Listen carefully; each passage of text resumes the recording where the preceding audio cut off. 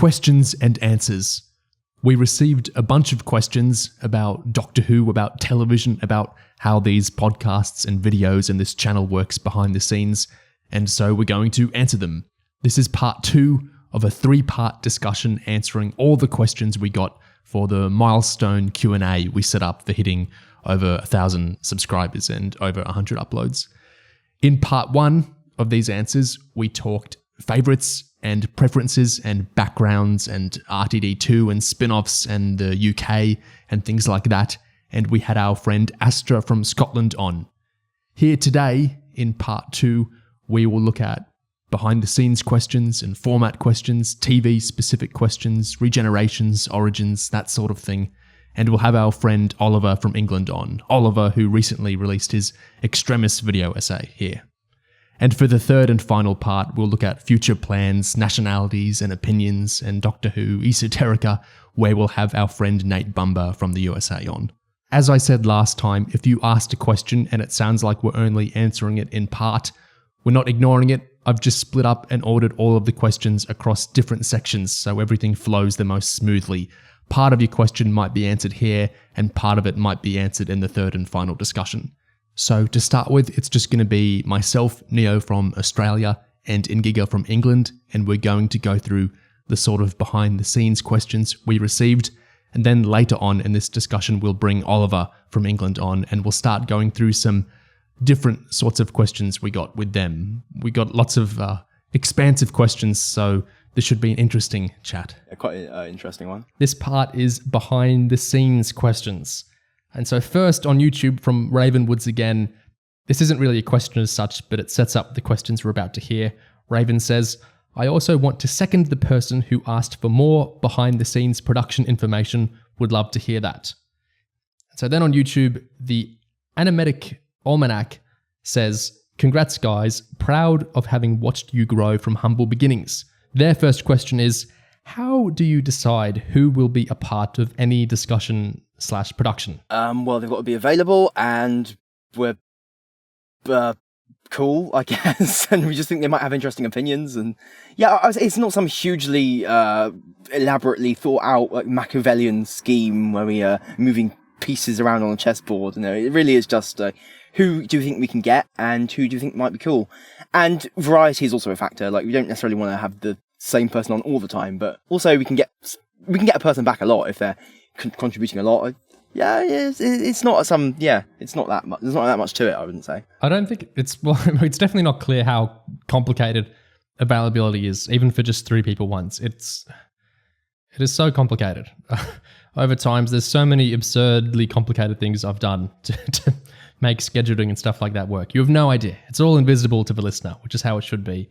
But yeah, availability and scheduling is the big thing, and it can get very complicated. We're in lots of different time zones, and lots of us have jobs that have hours in weird ways. It's all very complicated. Availability is the main thing really there. And then it's who would be interested in doing certain things and who's it going to work best with, and who, all that sort of stuff. Yeah. And also, you notice it's pretty much always 3 people now on a discussion. Way back, it used to be 4 people was the norm, and we used to even do 5 and more sometimes. Yeah, we had I think 8 in one, didn't we? It got a bit ridiculous. It's exponentially more time consuming to edit more people in terms of the audio editing. And also I think 3 people, especially now that, we're pretty, how to put this? We all have a pretty good rapport with each other, the regulars on the channel now. 3 people just works much better, I think, for an actual conversation.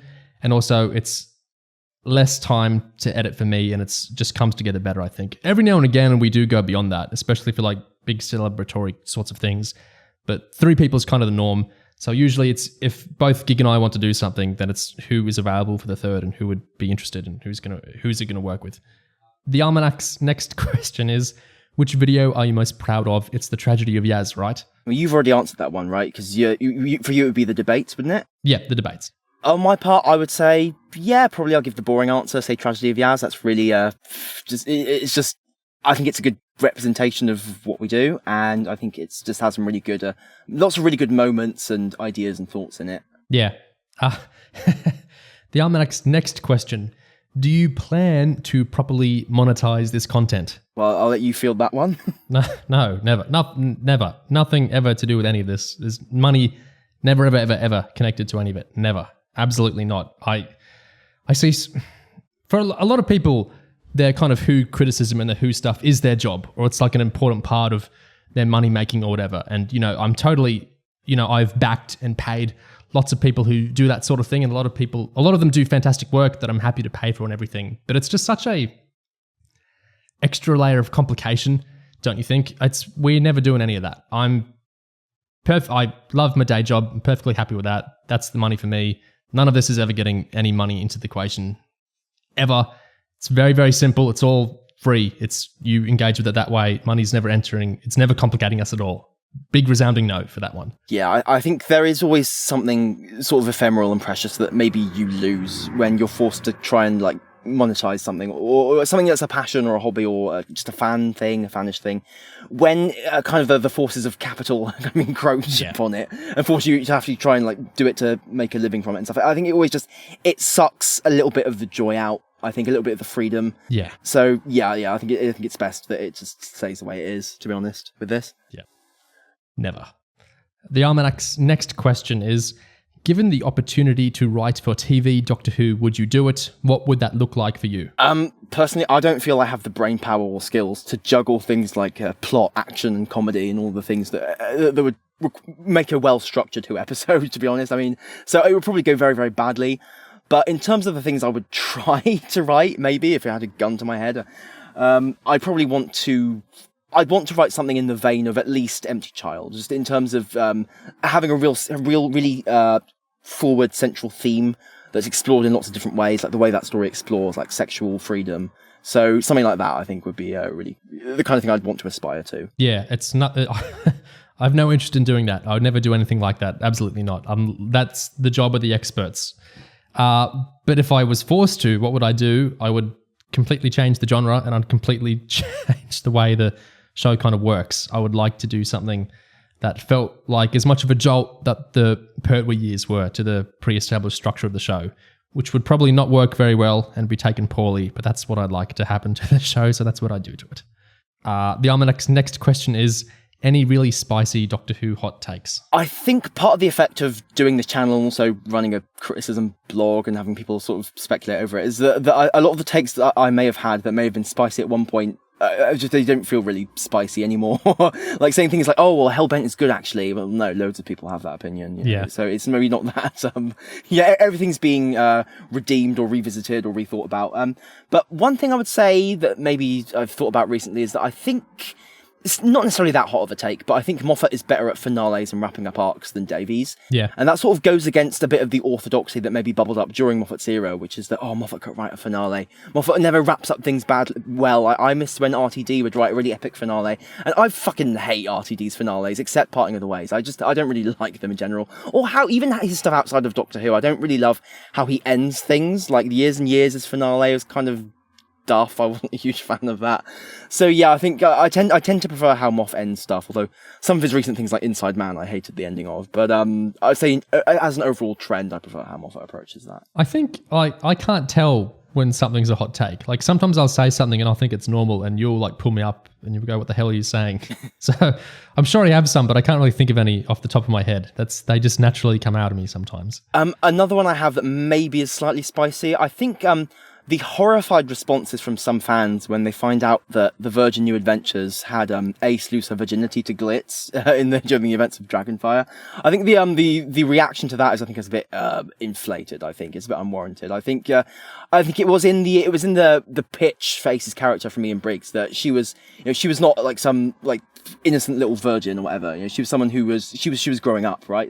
So it was part of the, I think, that idea of someone being sexually growing up in some ways is part of the premise of that character, even though it can't really be expressed in the show in a very direct sense. And I think the show has grappled with the idea and struggled with the idea of a companion actually being, particularly these young women who are often companions, growing up in that way. I think it's kind of struggles to really address that until Amy, really. Yeah. But it's something that was nonetheless part of the DNA of that Cartmel era, that kind of Ace era of the show. And I think it's worth respecting that. I think when the novels, I think it was Paul Cornell who ended up writing that in. when the novels kind of nodded to that bit in the Pitch Racer's character that she like had sex with Glitz, I think it was them trying to honour like the DNA of that era. So even though people, when they see it on like crazy Doctor Who moments, they see that this supposedly happened in the books, they're like, what the fuck? How could you do this? Like, I think as much as it's weird and kind of gross, I think it's something that's true to the spirit of the era. I just remembered I do have a take people find hot. I don't really want to go into it because I need to rewatch the episode and think lots about it so I can articulate myself as best as I can. But this is going to naturally come up later in the year anyway. I don't agree with some of the common opinion on Journey's End. Basically, there's bits of Journey's End I like that a lot of people don't like. We'll go into this later in the year. Is it really a lot of people? I think that episode's pretty popular. Maybe it's within our little bubble, maybe lots of people have problems with it, but I would say in the general populace, it's pretty well received. There's an aspect of it that seems pretty disliked, which I need to rewatch the episode and really think this over. But yeah.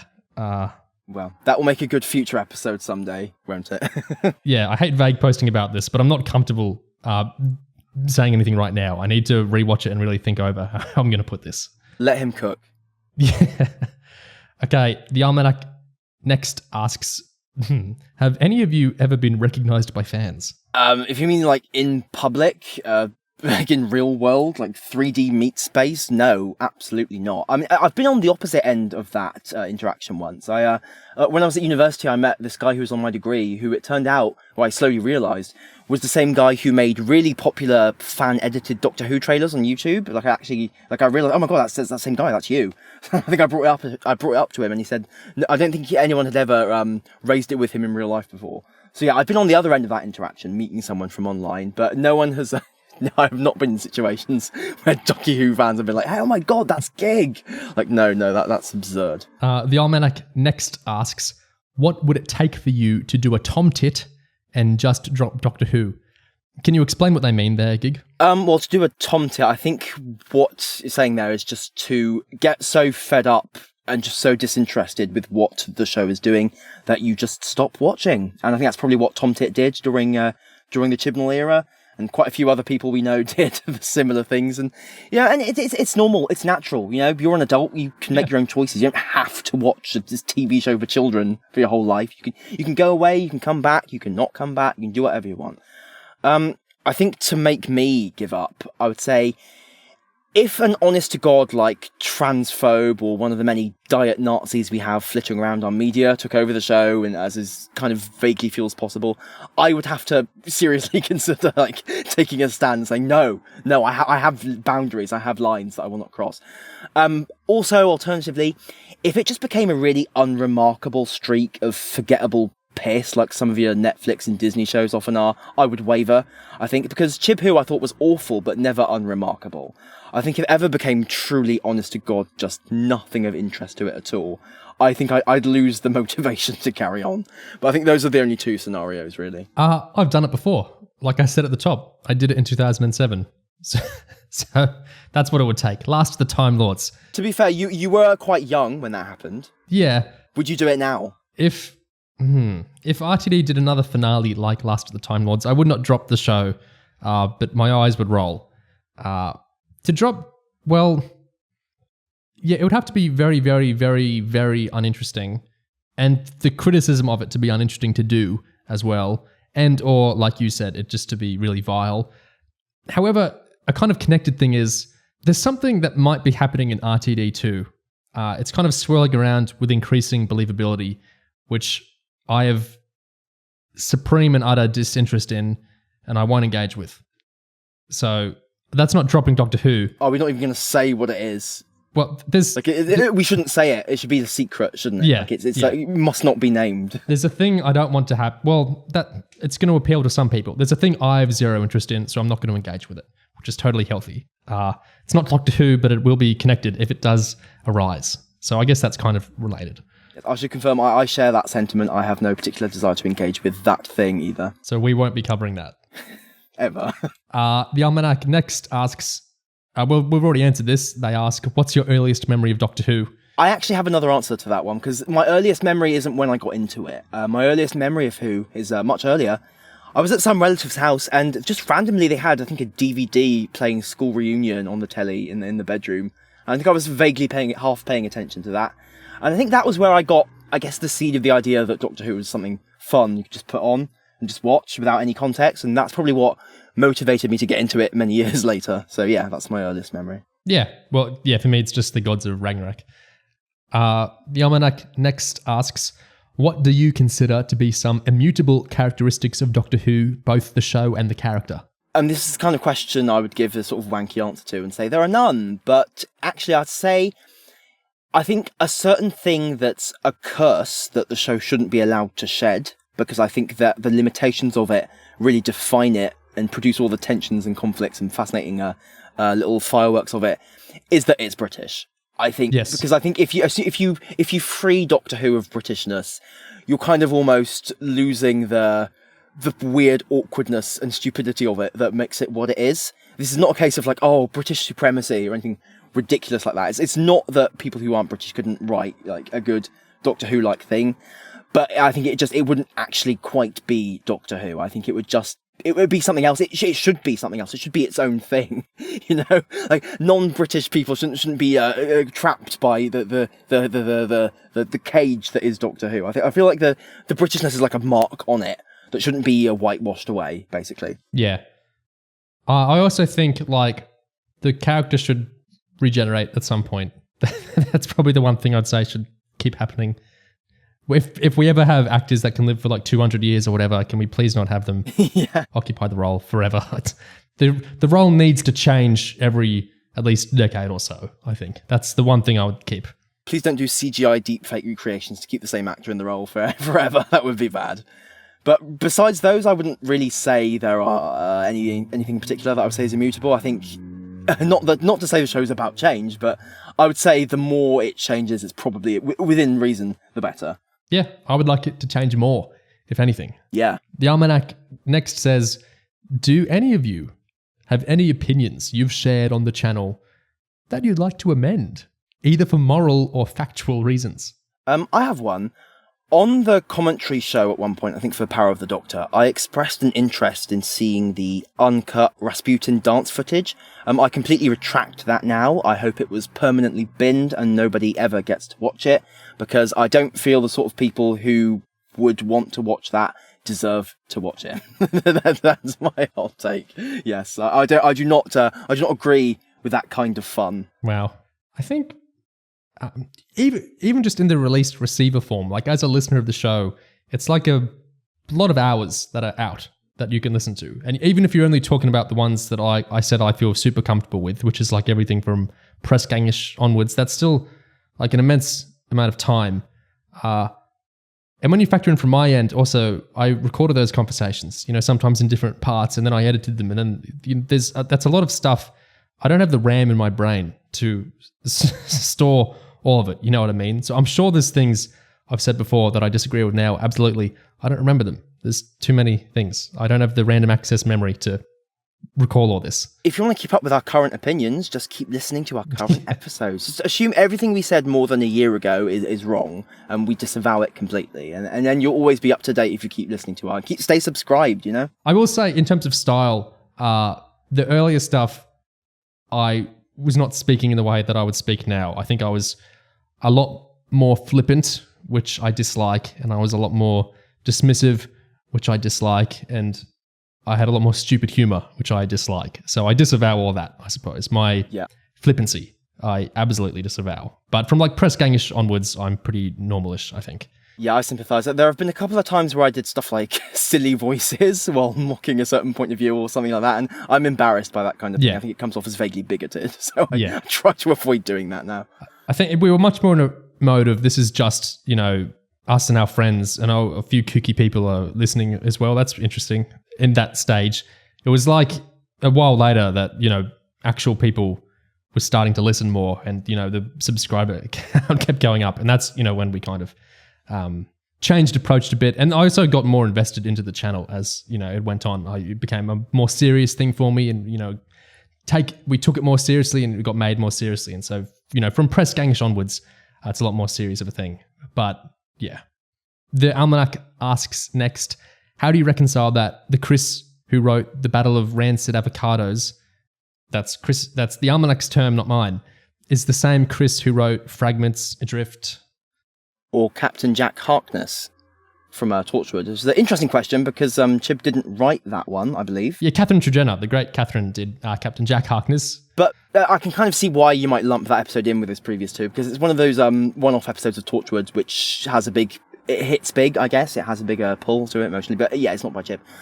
Regarding the actual question here, I don't have that much trouble reconciling the Chib of Adrift with the Chib of Chibhu. I think the way I would summarise it is that the stuff that Chib is really acclaimed for, like not just Adrift, but also some of Broadchurch, stuff like that, and some of his episodes of Torchwood that I like Countryside, I would say they're characterised by often being very dark, almost nihilistic in some ways, very pessimistic, having a quite, I would say, general downbeat fascination with bleakness, almost like Neil Cross in some ways, I guess. There's really kind of downbeat fascination with just utter darkness and like, the worst dilemmas, like the worst situations.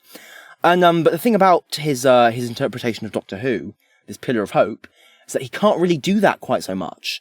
And I think the result is that you get a Chib who is in some ways on autopilot and in some ways a bit bored with himself or bored with what he's writing in some ways and just not really engaging the bits of his brain that bring in real emotional impacts or real... I mean, the thing is, even if you look at his Chibhu, right, that sense of nihilism and pessimism is still in there, just in subtler ways. Like the first episode of his era involves Ryan's grandma like falling to her death. You know, it ends with a funeral. His era is downbeat in ways it is often not appreciated for.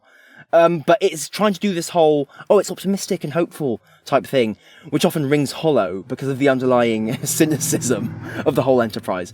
So I don't think it's that difficult to reconcile. I think you can see how the same writer is kind of in two different modes and expressing what's in his head in two different ways, one of which is a lot more productive and exciting than the other. Yeah, I have a similar kind of perspective, but kind of a different approach to it, which is that Russell T. Davis and Stephen Moffat came out of children's TV. Those were the first things they were showrunner on, Press Gang for Moffat and Dark Season and Century Falls for Russell.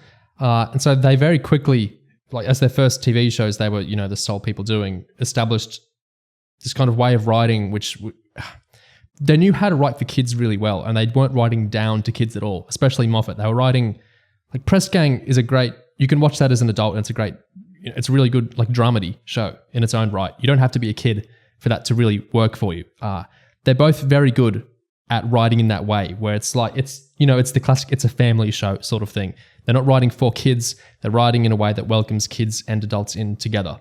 Chibnall didn't come out of writing kids' TV, and I feel the big disparity between a lot of his work to his Doctor Who series is that his Doctor Who series feel kind of pitched down in a way to me, in terms of they feel vaguely patronizing to me a lot of the time. The kind of Pillar of Hope stuff and certain ways he characterizes the Doctor and other characters, especially Ryan and Yaz, it feels very kind of pitching down to children in a weird way, or kind of writing things in this kind of infantilizing way that I find quite strange. Whereas in other shows, he seems kind of liberated to address things in a more expansive way, like in Torchwood or in Broadchurch. He feels more off the chain, I guess. And so I think when he doesn't feel, this is entirely me projecting onto him. I don't know how he actually thinks here, but from my perspective, it feels like when he's kind of constrained into, the moralistic forces of Doctor Who and kind of for kids-ishness, I guess, he writes in a certain way that doesn't work so well and is, for me, and is much more simplistic, like Ransko Avkolos' character arcs, like the Almanac is talking about. When he's writing for ostensibly adults in Broadchurch or Torchwood, like in the Great Adrift episode, it works really, it's great, some of the time. So for me, I think it's the kind of disparity between the kind of audience he's targeting, I think is kind of the key there, in my opinion. I think he can write for adults pretty well sometimes, but whatever kind of audience he was targeting with Doctor Who, I think constrained him from some of his actual skills as a writer, which he does have. Like Adrift is great. I think that's a fantastic episode. The Almanac goes on and they ask, is there any question that you'd have liked to have been asked? Dear Gig, why are you so handsome and clever, and how did you come up with all your great ideas? Well, thank you. I would say it's a bit too long to get into now, but I'll be sure to let you know later. I would have liked to have been asked, Dear Neo, would you like to see my copy of Spring Hill Series 2? That would be my dream. Yes, and the answer would be yes, I think. A resounding yes. Seriously, I'll do anything. Anything for Spring Hill Series 2. I know it exists somewhere online. I know this for a fact, but I don't have access to it. I'll do anything to get access to it. Anyway, moving onwards. This is from an anonymous question in. The anonymous questioner is questioning us, saying, do you plan to keep going for Bandersnatch poster aesthetic for channel header?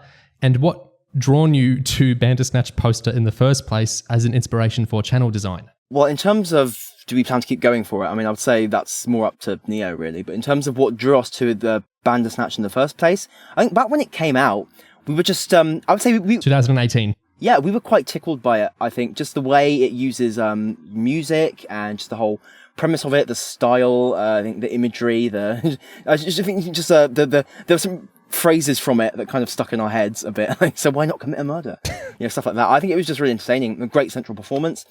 Yeah. I think we just we were just tickled by that whole thing, and that kind of inspired some other Bandersnatch related stuff that we did. Yeah, we both love Bandersnatch, and also I really push back on. I see a lot of people approach it like, of course, the interactive thing was cool, but it's a thin Black Mirror episode, isn't it? It wasn't really saying anything. It was just a gimmick, and the real great Black Mirror episodes are blah blah blah. No, I completely disagree with that. I think it's absolutely one of the best Black Mirror stories. I think it's fantastic. I think it has plenty of depth. I think it's very genuinely good. I don't think it's a gimmick. I think it's really, really good. Black Mirror Bandersnatch. I think it's really well directed. I think the writing is really interesting. The performances are great. I'm a big fan of that. I'm not just in 2018, this was a cool gimmick. No, I think it's really good. And so that inspired the resolution choose your own adventure thing we did. And so we switched up the channel art and stuff to kind of theme around that. Our friend Nilso did those images for us. And then we kept going with it because it looked good, didn't it? Yeah, it looked great. Yeah, the Jodie one in particular, I think, because that looked so definitive, the way he photoshopped that to make it look like that. I think we were just really charmed by it. So we asked him to do new ones for Tenant and stuff. It just looked really good, and so we kept going with it.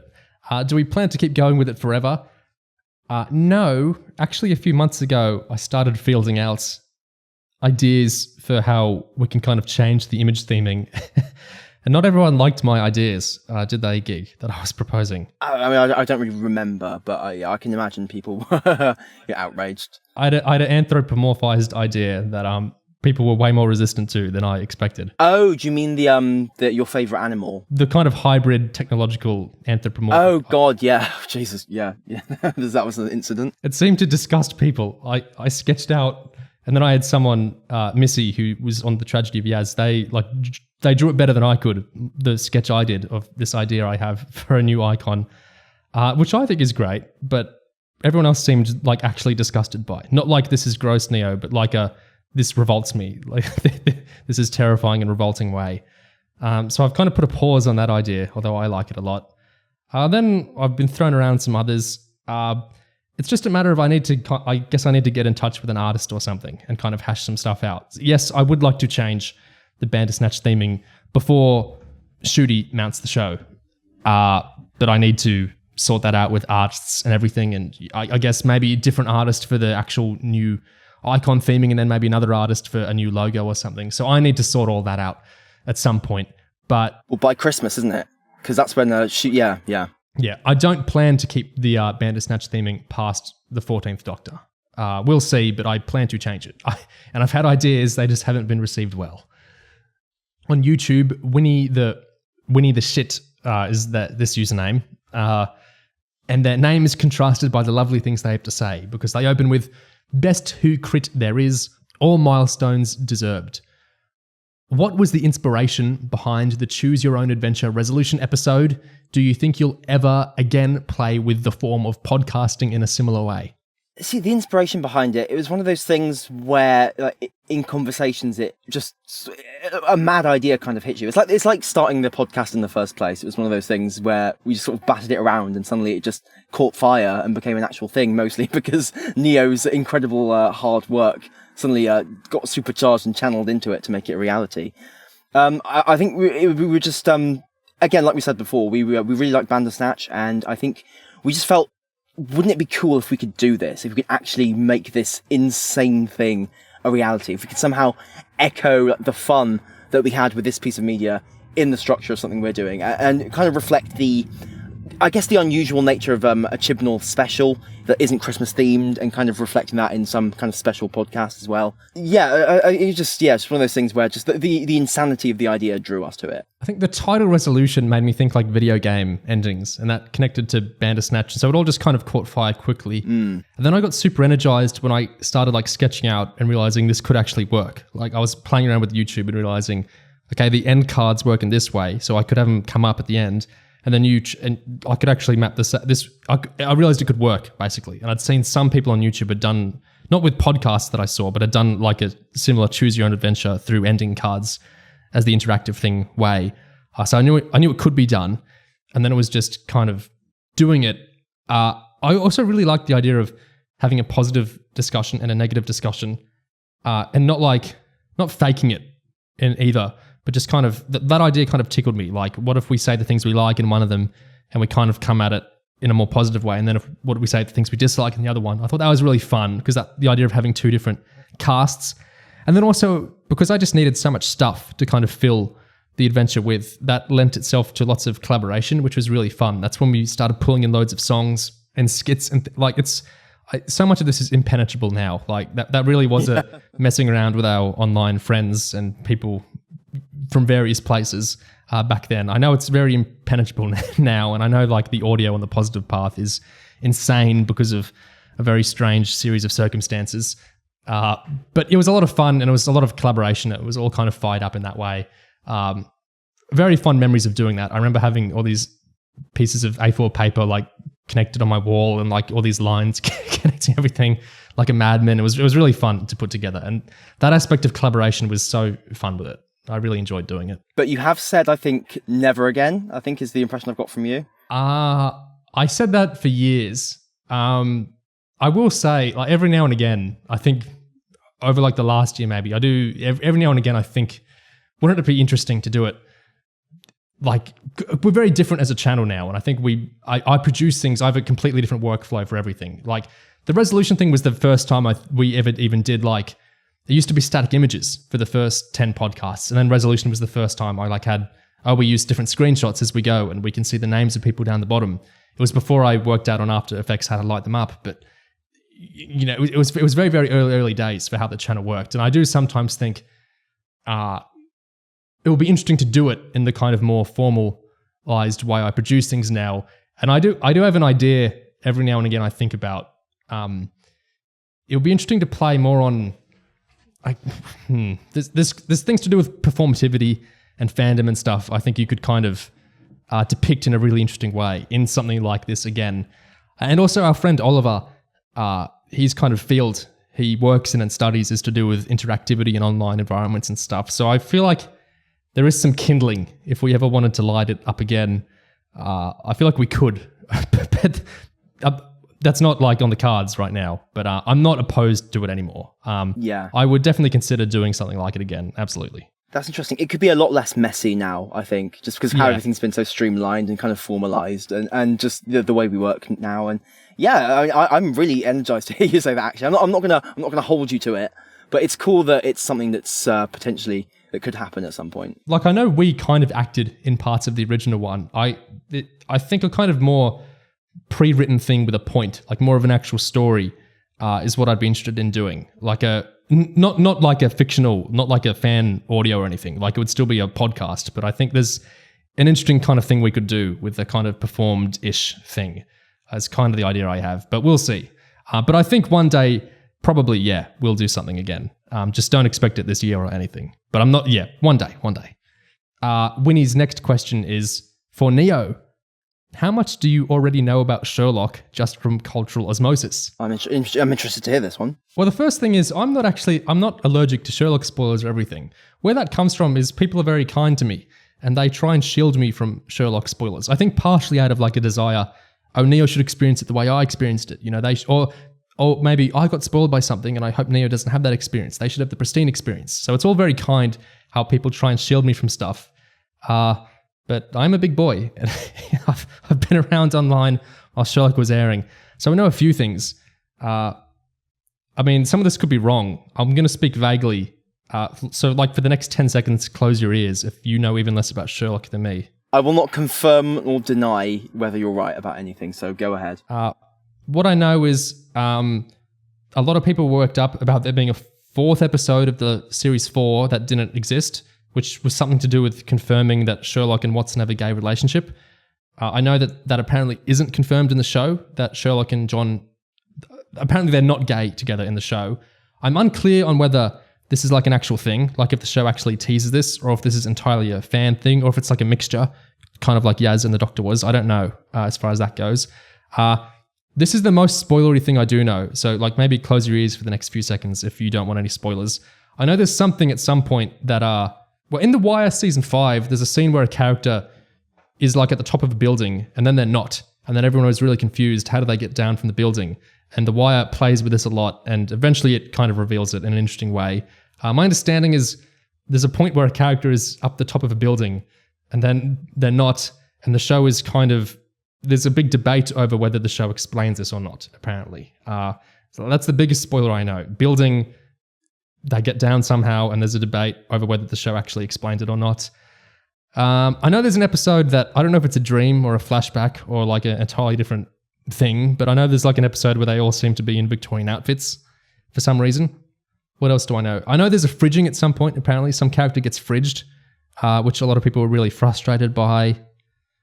And I think that's basically it. I think that's all I know about Sherlock. I think there's actually something else you know. In terms of the show, like I have read some of the Sherlock Holmes stories themselves, so like I'm aware of the outcomes of some of the actual like the Hound of the Baskervilles and stuff. But in terms of the show specific stuff, that's all I know. I think there is actually something else you know, but you may have forgotten it, which is good. So yeah, I will not bring it up. I know there's like a character that's, I don't know who it is. I assume it's Adler, but I know there's a character that's like in the vein of Michelle Gomez and Francis Barber and those kinds of castings Moffat does. Interesting. And again, I will not confirm nor deny any of those assertions. Yeah. But yeah, that's all I know. I guess I'm looking forward to watching it one day. But there's a question later on about when we're going to cover it, so I'll wait until that question to cover that. Scrolling through, there's some questions like where have certain things ended up? You know, things that used to be available. Some stuff not to do with us. Exactly. You know, online things disappear sometimes. Then sometimes things reappear later. And sometimes that's dependent on lots of different things that we don't understand. But we vaguely know that some things do exist in the ether somewhere, and I think they'll be back one day. Yeah. Is that how you'd answer that one, Gig? Yeah, I'll say like hosting stuff, especially if you don't have some big, like convenient platform like doing it all for you. You know, it is inconsistent. People's life circumstances change. It's all very tricky. I think maintaining like fan stuff, if you're not on, say, some big platform like fandom.com or whatever, I think there's money involved, there's all kinds of things. So it's just you can't expect everything to hang around all the time. Yeah, but I'm pretty sure stuff exists. It's just not anywhere right now, like hosted. Man, this must be so impenetrable to people who don't know exactly which question we're answering here. Yeah, they'll know. Yeah. Okay, moving on. YouTube question. This is from Roach's Explosion. That's a cool name. Roaches says, hello, congrats on 1K. I started watching since the tragedy of Yaz and has been hooked ever since. Your Doctor Who discussions, as well as in Giga and Oliver's blogs, has helped to keep me interested in the show, even when it's not at its best. That's not a question, but that's a really nice thing to say. Thank you, Roaches. Yeah, thank you. I appreciate the shout out to mine Oliver's blogs and stuff. You know, I think it's cool that I like that there's a bit of a network with the stuff we do outside of the show, and people kind of getting channeled in between them from website to website. That's really nice. Roaches goes on with some questions. Their first question is, what is a typical recording session like? Are the different time zones ever a problem for you all? What kind of preparation is needed for an episode discussion? Well, I'd say a typical recording sesh goes, I wake up, I shamble into Discord, we wait for everyone to appear, and then we try and connect to the voice channel. We get our recording equipment going, which basically in my case just means Audacity running on my laptop to record what I'm saying. We have this robot on Discord that also records everything that we're saying and syncs it all together. The time zones, as we said earlier, Robot's called Craig. The developer of that did a great job. It's extremely useful. And I know it's hard to maintain Discord, things like that with all code stuff and whatnot, but the Craig guy does a fantastic job. Yeah, the time zones we've already mentioned, it can be awkward to try and get people from across the parts of the world together at the same time. Often, me in Australia, me in England, Nia in Australia, other sides of the world, everything's completely inverted. So yeah, that can be a pain. We use a site called When to Meet, I think at the moment is the one that we use. Yeah. Which lets you basically insert slots that you're available, and depending on your different time zones, it syncs it all up and shows when you can actually do this thing with these other people. So that's really useful. And in terms of preparation, I just make some notes and stuff and whatever I want to say, so I don't sound like I'm making it up too much. Yeah. Time zones, they're a problem. Gig and I work out pretty well because it's like inverted, but there's a kind of pretty good corner where we sync up pretty well. When we get someone else, like sometimes it's another person from the UK, but just the hours, regarding where they're occupied during the day make it really complicated. And when you get someone from not in the UK or Australasia, then it gets tricky. And we do have a few people like that we use fairly often, like Nate. Yeah, that's difficult. But there's things we do that aren't clear to the listener, but we have ways to make things work, which hopefully remain invisible to the listener. But there's always ways to manage this sort of thing. Okay. Like season 5 of Arrested Development when they're inserting people. Yeah, think you hopefully would be surprised at how much Arrested Developmenting has gone on over the course of the podcast over the years. It's not fun to do, but it can be done. The whole kind of process, I guess. Well, there's a few things that are actual like projects we work on, like we chip away on, like the commentaries. The Chibnall commentaries, which were planned as 5, I was listening to the start of the first one the other day, and I outline, the whole, it's going to be 5, and of course it's become 6. But, there's things we like are chipping away on, like an on-season show we might be covering, with all its episodes, or like Luther, which was like a whole big project of, going by each series, and then the film, the commentaries, things. So there's some stuff which like we just is happening, like maybe we do it once a month. But the other thing is like sometimes there's just an idea. I might have an idea, or sometimes someone else has an idea and comes to me with it for what we might do. And so the idea is to get sorted out first, and I have to think, will there be people that will do this? Is Gig going to be interested in this? Is a third person going to be interested in this? Are we all going to be available, in some sort of time to actually do this? Is that going to work? A lot of the time it's no, a lot of the time it's yes. If all that gets confirmed, I will engage with the thing, whether it's an episode or whatever. And so I'll watch something and I will like type away notes, not looking at the screen as I do, but I'll just kind of stream of consciousness have things that hit me as I'm watching something, kind of unspool all that out. And then after I watch it, I'll look at those and I'll kind of collate the best things out of those notes. And then I'll go and do a bunch of research and more notes on like other texts on interviews or whatever I'm reading, and then I'll sort out the time where I'm actually going to record something in, and then I'll do more collating of like the notes and the clips, and I'll usually do the thumbnail around at that stage, and then we record, which is we record on our ends, and it's through Discord, and there's a Discord robot that records the synced up audio, and then all that audio is shared with me, and then the first thing I do is edit that audio.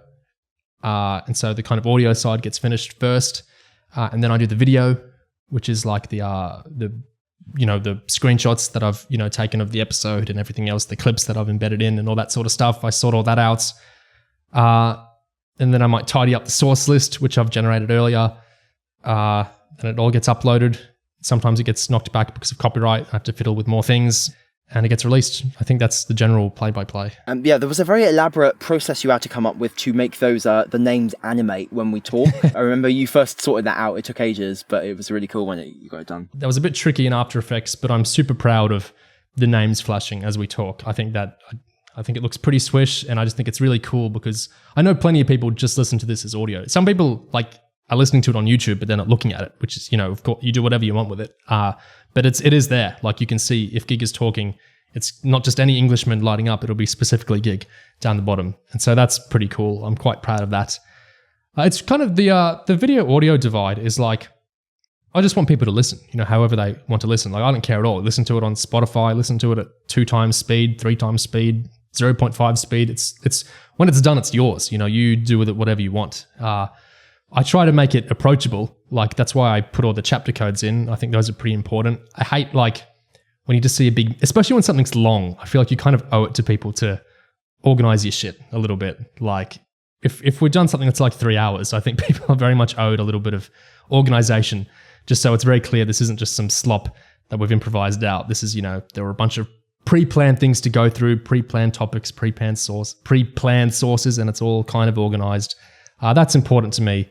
But, people engage with it as they will. It's all the video stuff is made for YouTube, but it's made on audio first. So it's all meant to be. There's a very rare case where sometimes there'll be a slightly different edit of something on the podcast side. That's only ever when there's a gag or something that'll only work with visuals. I'm thinking of the Ascension of the Cybermen podcast. We have a video at the start, which is just kind of incomprehensible if you can't see what's on screen. It's like a parody of how Series 12 was marketed. And so I just cut that out for the audio version. So sometimes there's little differences like that. But yeah, it's always meant to be like if you can't see, you should be able to engage with the audio fine. But the video is like the actual version that's like the definitive one to me, I guess. Yep, next question. Narjuin asks, more questions from Narjuin, always good ones. They say, so is the inevitable Sherlock series happening at 2,000 subscribers? Or, yes, this is a serious question. I would say there isn't a predetermined time frame for Sherlock, and there never has been. I would say Neo's been saying he'll watch Sherlock since 2018, and he never gets around to it. So I think it's something that's being saved for when the opportunity suddenly flashes. It will be spontaneous. We will not be able to predict it. We have been saying recently that maybe when certain other thing that we're not engaging with happens, that might be the perfect opportunity to finally do Sherlock. But there's no guarantee. There's no guarantee that will happen. Yeah, we could do that. I guess my vague idea with Sherlock is just that I know it's going to be really interesting to cover, and I know we're going to group in a lot of people that we don't get for everything. But I know a lot of certain voices will be interested coming on for that, and that's going to be a really good time. Also with Sherlock, I don't want to do it like, how some shows we just do one podcast and that covers everything, like Press Gang. I don't want to do it like that. And I don't really want to do it like Luther, how we just did like a series per discussion as well. I feel like what's the rush with Sherlock? Let's do every episode. It's a Moffat series. Oh wow. Okay. I don't see any reason to rush with it. Maybe when I actually watch it, I'll disagree. But I feel like it's this huge show that I hear is amazingly interesting, and it's got all these different episodes, sometimes not even by Moffat. I don't feel any rush with it because I know it's going to be a really interesting show, and I'm sure we'll cover it in an interesting way. I just don't feel any rush. It's always going to be good when we get to it. It's nice to have something to look forward to. Yeah, every episode is 90 minutes, I suppose. That does contribute to the whole idea of doing it one episode at a time. Yeah. I feel like also, this is just a very vague thing, but I kind of want to get through a couple of detective-y shows first before I go to this behemoth. I'm watching Columbo at the moment, and soon I'm going to watch Cracker with Tyler from the channel. I kind of want those done in a vague way, like Luther, Columbo, Cracker. That's all the detective shows I'm really interested in besides Sherlock. And then Sherlock's the domino remaining. And also, I think we have some questions about the remit of the channel sprinkled around. This probably isn't very clear since we haven't really... Well, we've done a couple of RTD shows and we've done a few Moffat shows. But something that's energized me for a long time is I want to cover everything that our 3 showrunners have done, basically. My favorite Moffat show is Joking Apart, which we haven't released anything on yet. We have recorded some stuff on.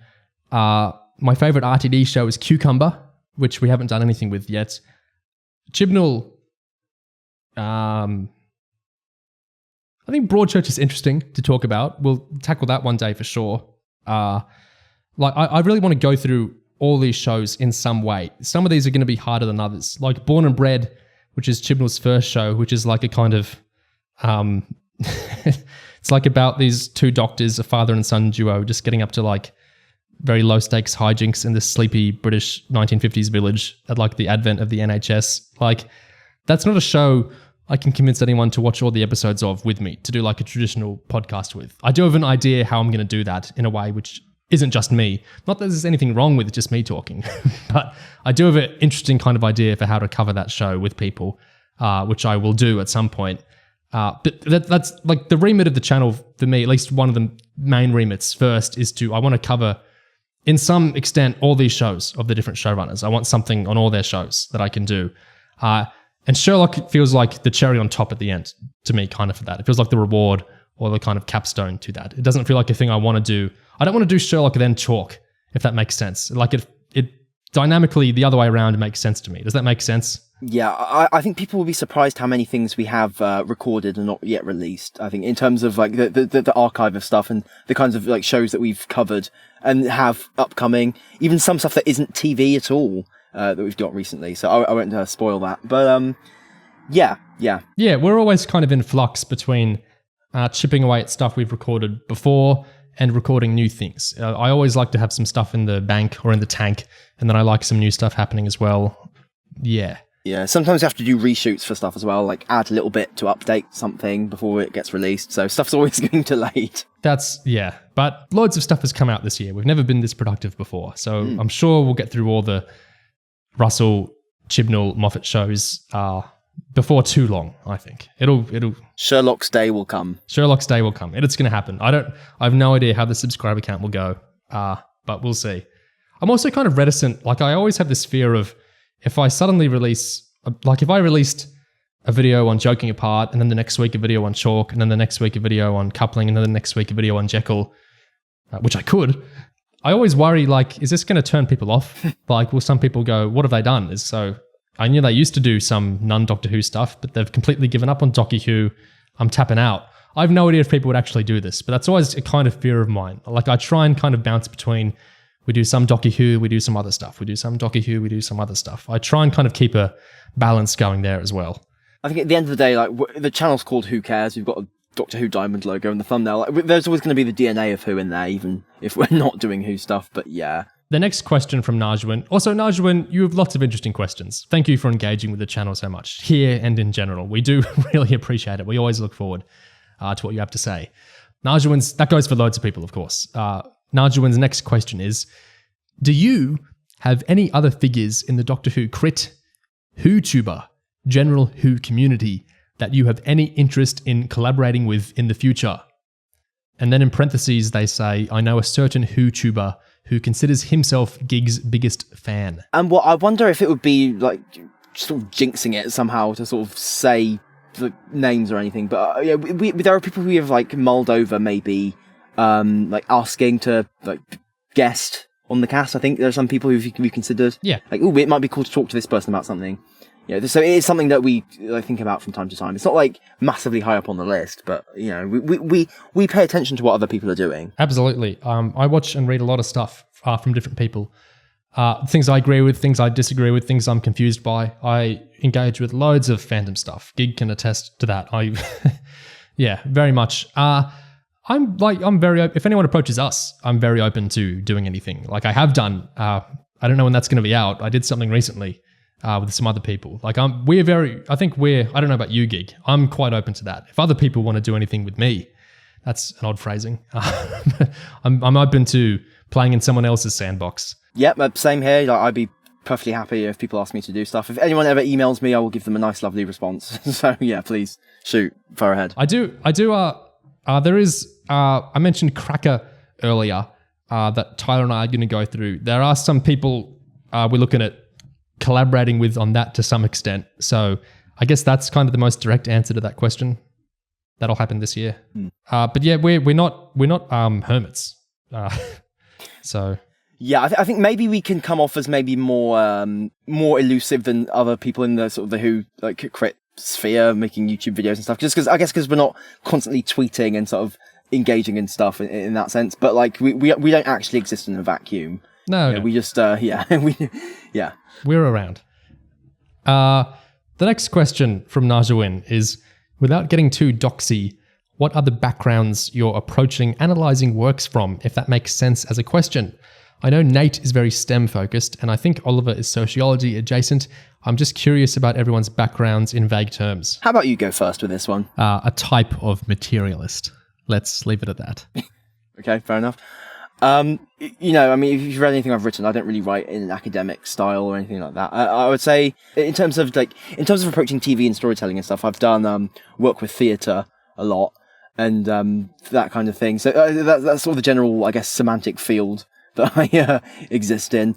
But yeah, I would say it's just my opinions, really. I don't have some fancy theoretical background to frame my observations in, truth be told. It's very humble of you. Could even be evasive of you. Yes, quite possibly. Najwan's next question is, what other Who crit would you recommend? I have an answer to that one. I would say I quite enjoy the essays on Chibnall Who written by Darren Mooney. I think some of the stuff that he's written on, like on Chib and like The Timeless Children and Hellbent and stuff. And, I really enjoy stuff, not just because it overlaps with some of my own views, but also because it's entertaining and interesting writing in its own right. So yeah, check him out. Yeah, I like Darren. I always find his kind of posts. I'm searching up old shows sometimes, and he's written something on it, forever ago, and it's always an interesting read. Yeah, he's a good guy. My answer to that question, though, is absolutely, I really, really, really, really strongly recommend read stuff and watch stuff you really disagree with. I do it all the time, and I think it's a really good thing to do because you don't want to, as much as you can, you want to avoid strawmanning people. Even if someone's position is ridiculous, you want to thoroughly understand that it's ridiculous. You don't want to oh shit, they actually were coming from this from a really personal way or actually a really logical way, and I missed the forest for the trees because I just interpret it through a tweet rather than reading their whole thread or blog or whatever. I do it all the time. I'm always reading stuff I disagree with. Sometimes even stuff I think is awful, reprehensible. But that's my big thing. It's more than it's very easy to find kind of blogs you agree with, I think, especially when you get into sort of certain spheres. You're going to come up with this whole network of blogs that are going to be opinions you agree with, articulated well, and that's all fantastic.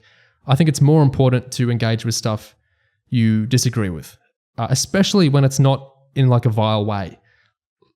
When it's they're coming at things a very different way from you, but they're not awful. They're not bigoted or anything necessarily. I think that's really worthwhile to engage with. I really recommend that. I do it all the time. Najwan goes on to ask, were you surprised with how popular some of your non-Who videos were? Did you see much conversion on them to the rest of the channel, and how did that feel? I would say when the Years and Years videos suddenly blew up to some insane degree, that came as somewhat of a surprise because it was the first time that happened. I guess it sort of made some sense in the way that it was a new show. I think it had it was crossing over to HBO, that one as well. So I guess people are going to be searching a new show if it comes out. People are going to be finding it, clicking on it. I guess it's an algorithmic kind of thing. But yes, it was very strange. It would be nice if every video on the channel got 25,000 views. That does not happen. So I guess there is not maybe that much in terms of the super popular videos. There's maybe not that much crossover to the Who stuff, just because of it's so self-contained when you've got these separate shows going on. But yeah, no, it's been quite, and I like that it sort of still happens occasionally. Like the It's a Sim ones, I think got quite a few views as well.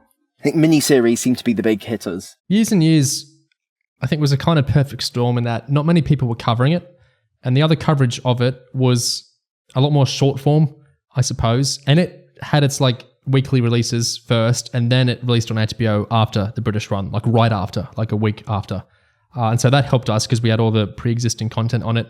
In terms of conversion, yeah, but nothing to that sort of scale. The Years and Years ones absolutely got, new subscribers, but it's not like when 23,000 people watch a thing, or when you get, the first Years and Years discussion has about 23,000 views. Obviously, that doesn't convert into a huge amount of subscribers. It converts into some subscribers, a kind of normal amount of subscribers.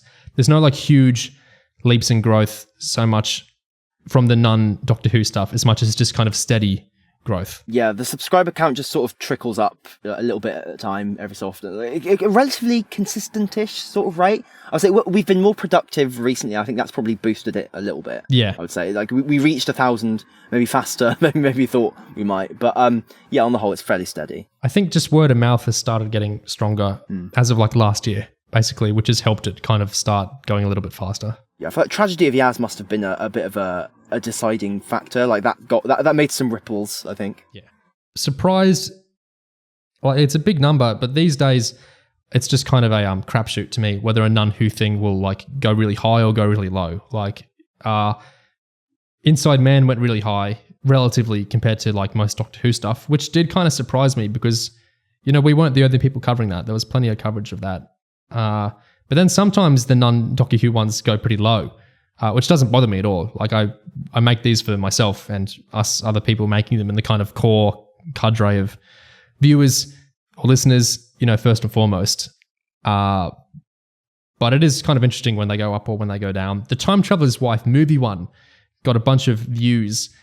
I assume some of that is just because the movie is more popular than the show, or I don't see how you can mistake it for being the film itself. Like I know it's kind of film length, the discussion, but the thumbnail says discussion on it and it says review in the title. So I don't know if there's any accidental trickery going on there because it is more comparative to the episode discussions. But yeah, the non Who stuff I always see can go either way. I'm not really surprised if it does more than the Who stuff. I'm not surprised if it does less because I just figure it's always a toss up with those ones.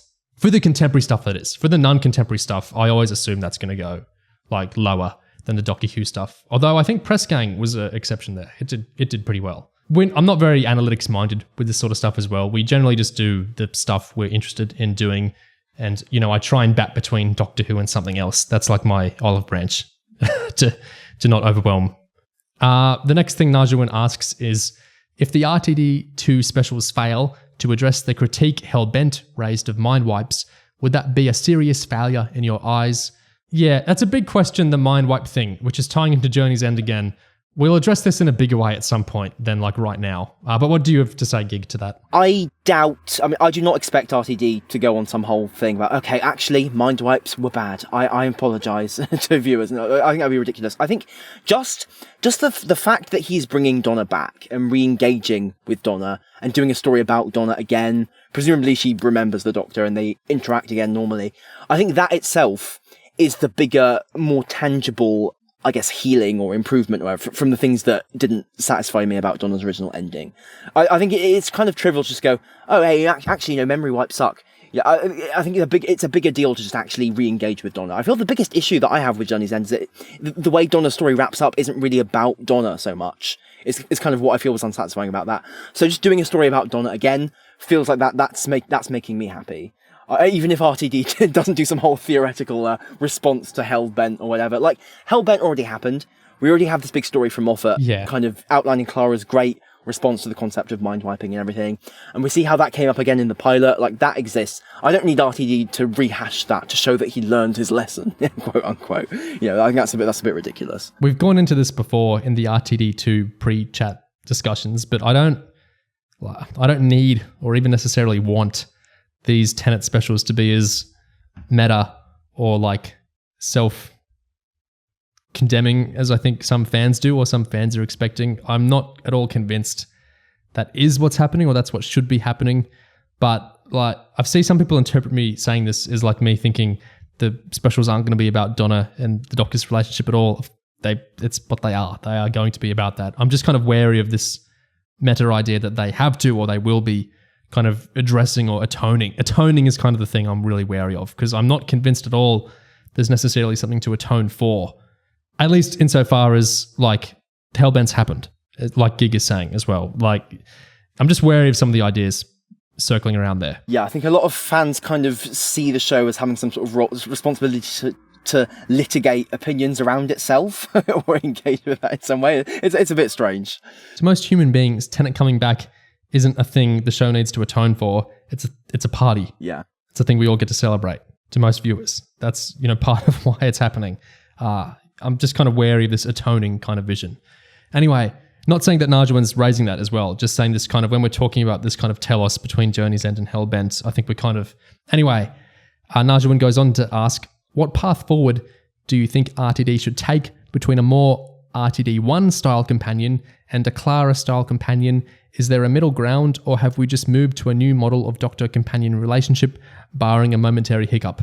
So I think to answer that, I guess you have to try and lay out what the real distinction is between kind of those two things that you're talking about there. And I think, I guess, in the sense that with Clara, particularly Clara with 12, there is more of a focus on this idea of, I don't know. See, it feels almost wrong to say that it's that different, because in series 10 with Rose and series 2 with Rose and 10, you get the sense that they are so bound up in each other that that they're headed for disaster somehow. There's a sense that there's this mutual devotion between them. And that is kind of echoed, I think, in some ways in Series 9 with 12 and Clara. So it's not necessarily that different of a thing. I guess with Clara, there was just more of a focus on how Clara's characteristics and kind of vices and compulsions sort of unravel what exists between her and 12 and how it kind of harms both of them. I guess there's more of a sense of it being like a thing to be picked apart or like picked at, rather than just necessarily like a positive fantasy or whatever. So I guess in terms of what RTD2 can do, I mean, I just think it is inherently really exciting and interesting to engage with like a companion and doctor's relationship the way Moff did with Clara, but you don't have to. It's not a thing that must always be done forever now. There are different ways you can do it. I think I would generally love, in general, if RTD in any way chooses to take on elements of the Capaldi era, say, and take influence from that, and adapt his way of running things to try and respond to or build off of stuff Moff was doing, because that's the excitement of having him back in the first place. He can, he's moved on, time has moved on. So if he wants to engage in any way like that, then I'm super excited for that. But it's not guaranteed. It's not vital. I would rather he doesn't regress and just do the same thing he was doing with like Rose and Martha and Donna again. But there are other things you can do too. So yeah, it's not fixed. Yeah. This feels like a good time to transition over from our duo segment into our trio segment, bringing our friend Oliver from England into the mix to answer some more questions on different topics. Hello, Oliver. Hello. We have a question for you. Gig and I have already answered this one out of earshot from yourself, but the question comes from a YouTube comment by the commenter Najawin, and they say, what is your favourite Doctor Who universe piece of work?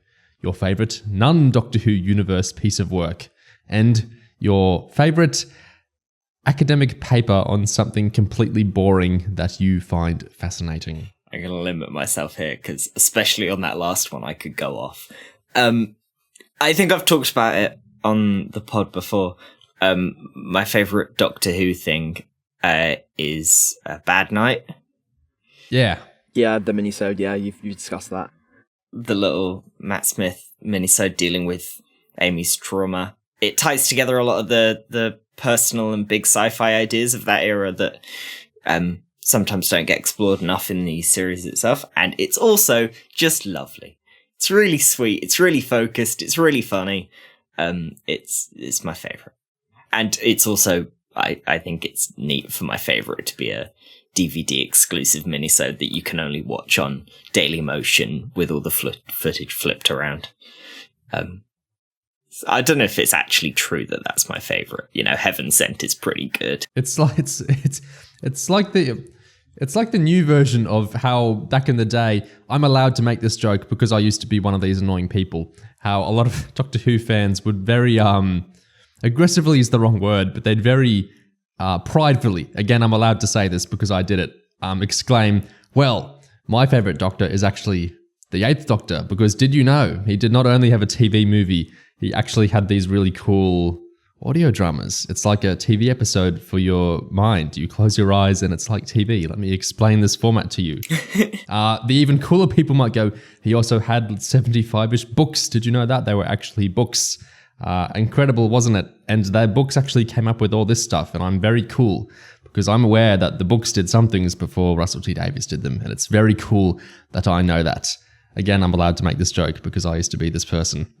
It reminds me, I think you've kind of ascended beyond that, Oliver, in that saying my favourite Doctor Who thing is actually a very cool minisode, which unless you actually have the Series 6 DVD or you've rooted around on... It's not even on YouTube, I don't think, unless you've rooted around on other video websites. You have not come across it. I like that very much. It gives me a nice little warm little memory of taking pride in finding something genuinely very good, but also kind of the chase being part of the fun of it. And there's a bit of a consensus on Doctor Who episodes. If I was going to genuinely try and argue that, Let's Kill Hitler or something was my favourite, people would come at me, and there'd be there's lots of writing already done on it. If I say that one of the little Night and the Doctor minisodes is my favourite, no one cares.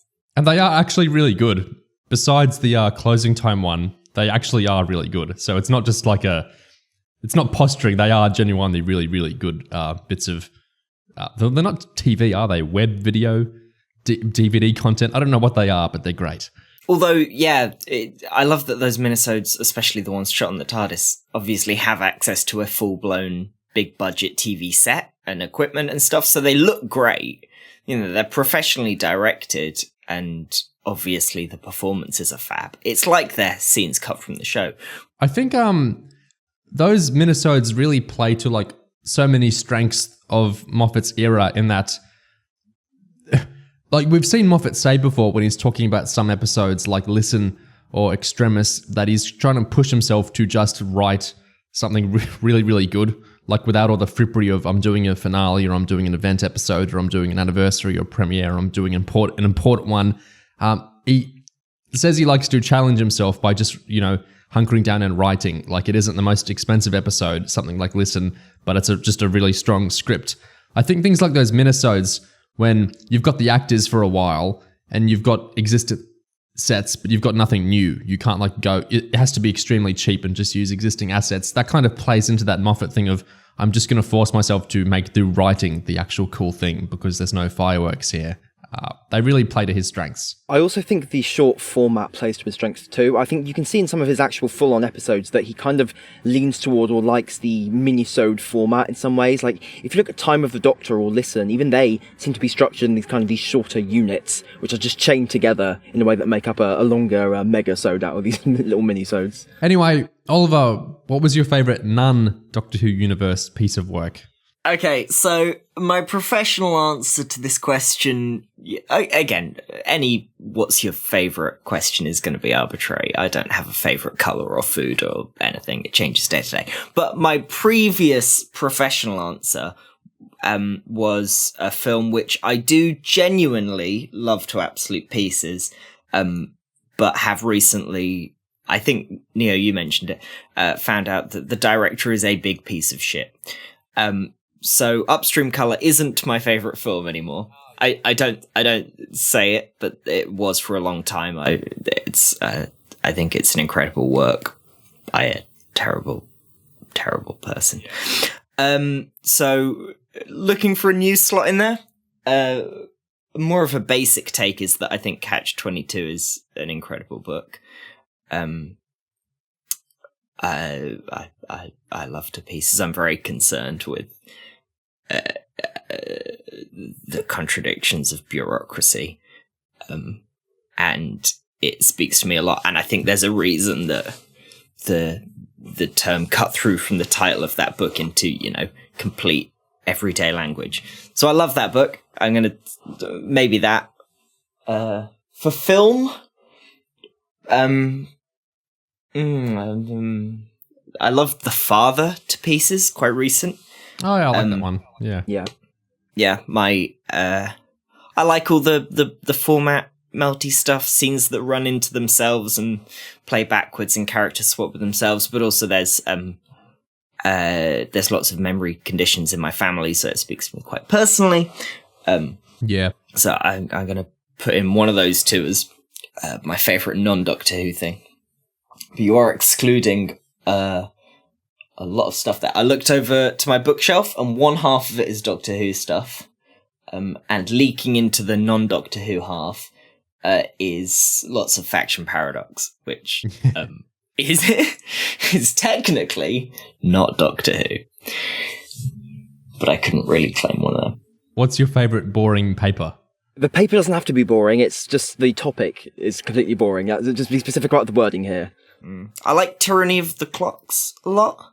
I read something recently about language differentiation, but I can't remember what it was called. And I lost the computer that it was saved on, so I guess I'm never going to find out again. Very ephemeral. Yeah, so maybe I'll never know. I've also got lots and lots of stuff, obviously about digital culture and algorithms and the interrelation of politics and algorithms, but that's all very precise, and and stuff that I'm actually using for writing doesn't feel like it's that's not something I've read for fun or because I find it interesting. Yeah, I struggled with that question a bit because it's really hard to say something like completely boring that you find fascinating because it's kind of you're kind of negging yourself or you're negging your own interests. Najwa, you've constructed a really difficult question there, honestly.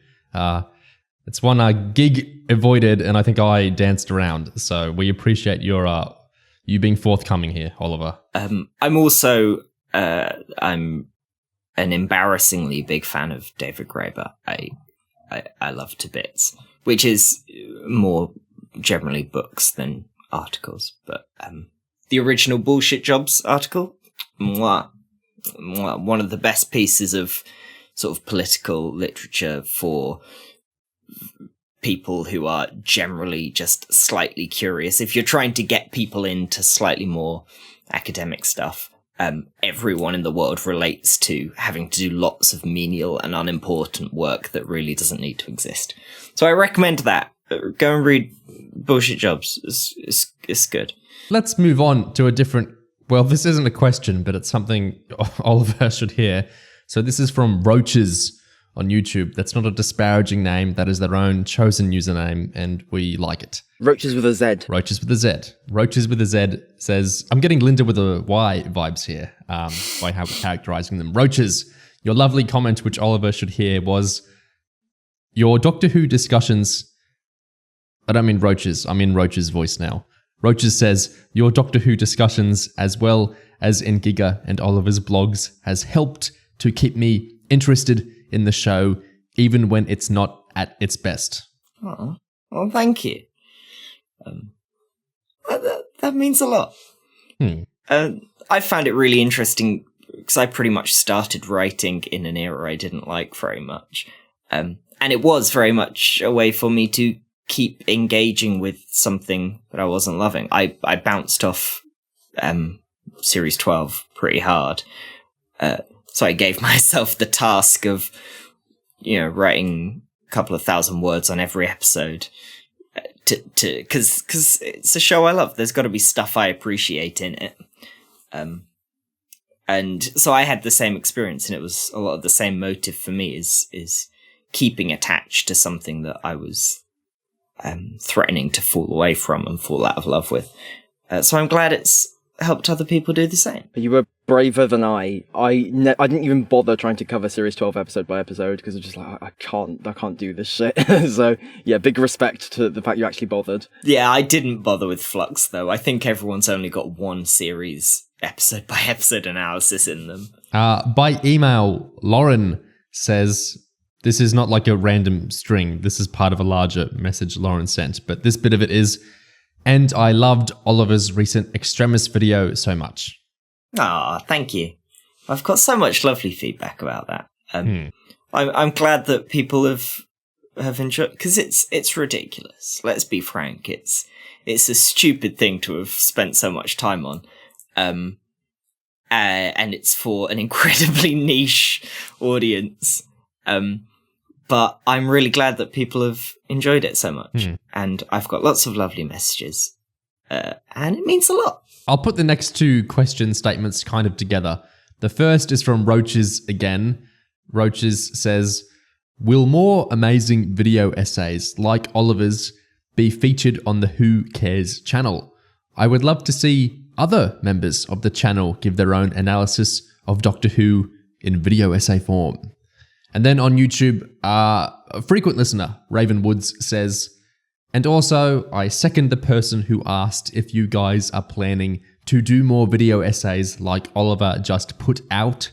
That was fantastic. I can't speak for anyone else. I would absolutely love to see some other people put together video essays, but I do have, I've got a script that I'm doing the second draft of at the moment.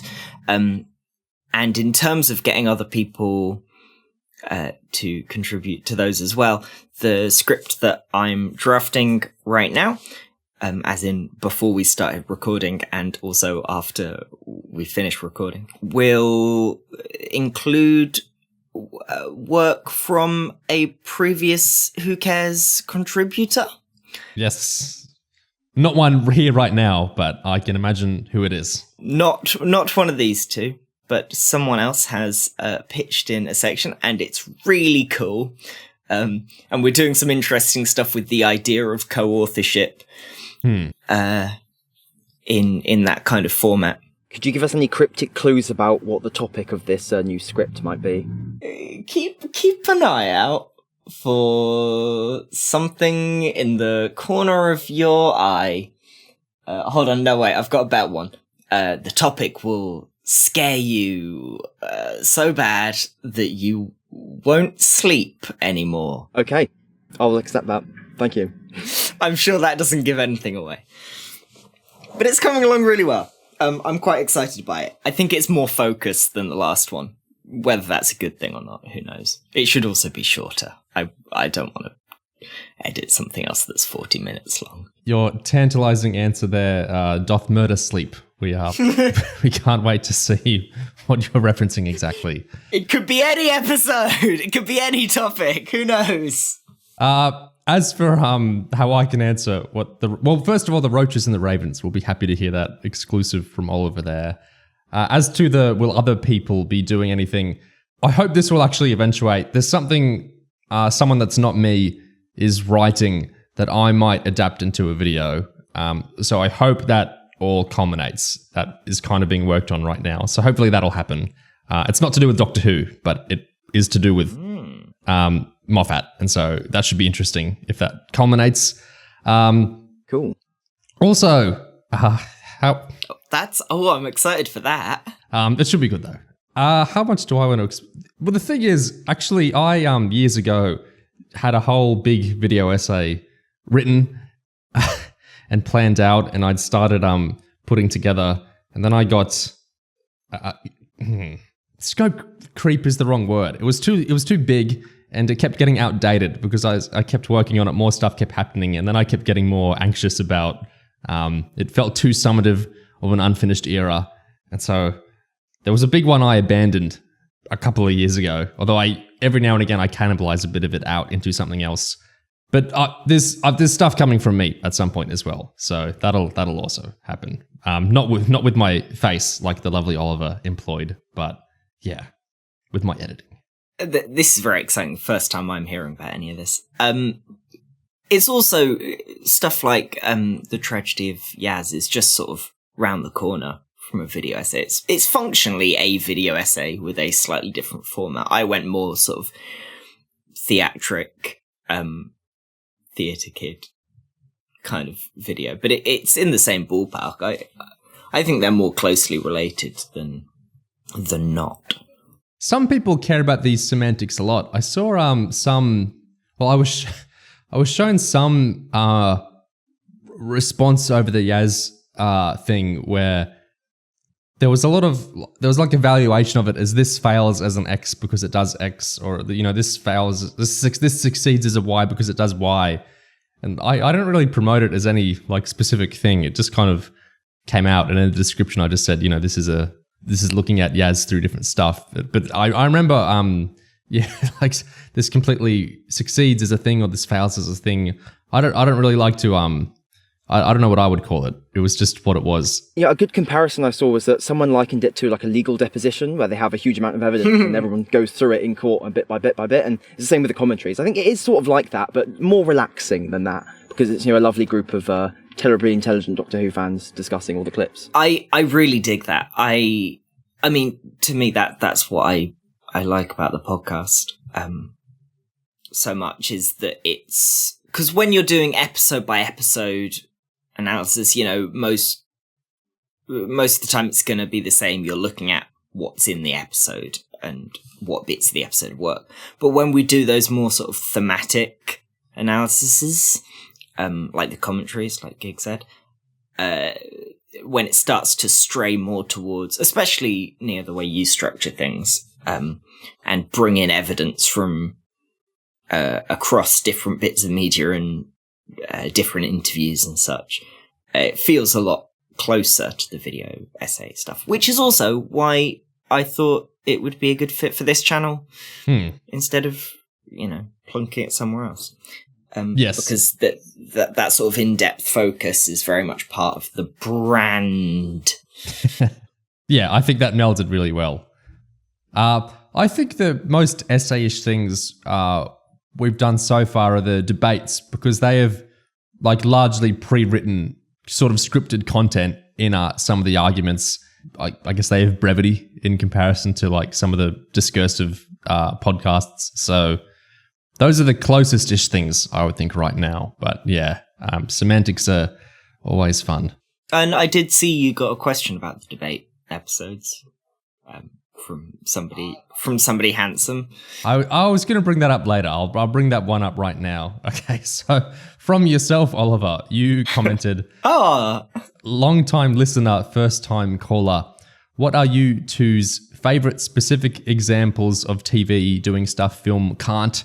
I'm talking experiments with the opening credits. Strange new characters suddenly appearing in the regular cast.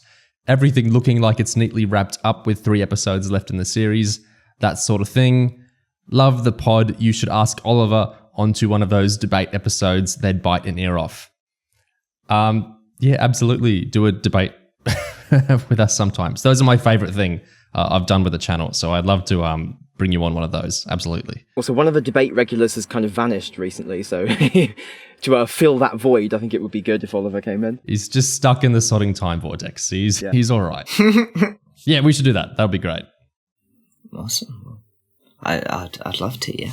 As for the TV thing, Gig, do you have any thoughts? Well, one example I could bring up would be, I liked when Series 3 of Twin Peaks had a musical number at the end of every episode until it didn't. Love that. And it had one at the start of an episode instead, and then the rest of the episode was like, whoa, what the fuck is going on here? That was really memorable. Another thing you can do with TV is you can, well, not every TV show obviously has one, but if you have a title sequence, you can fuck around with it a lot.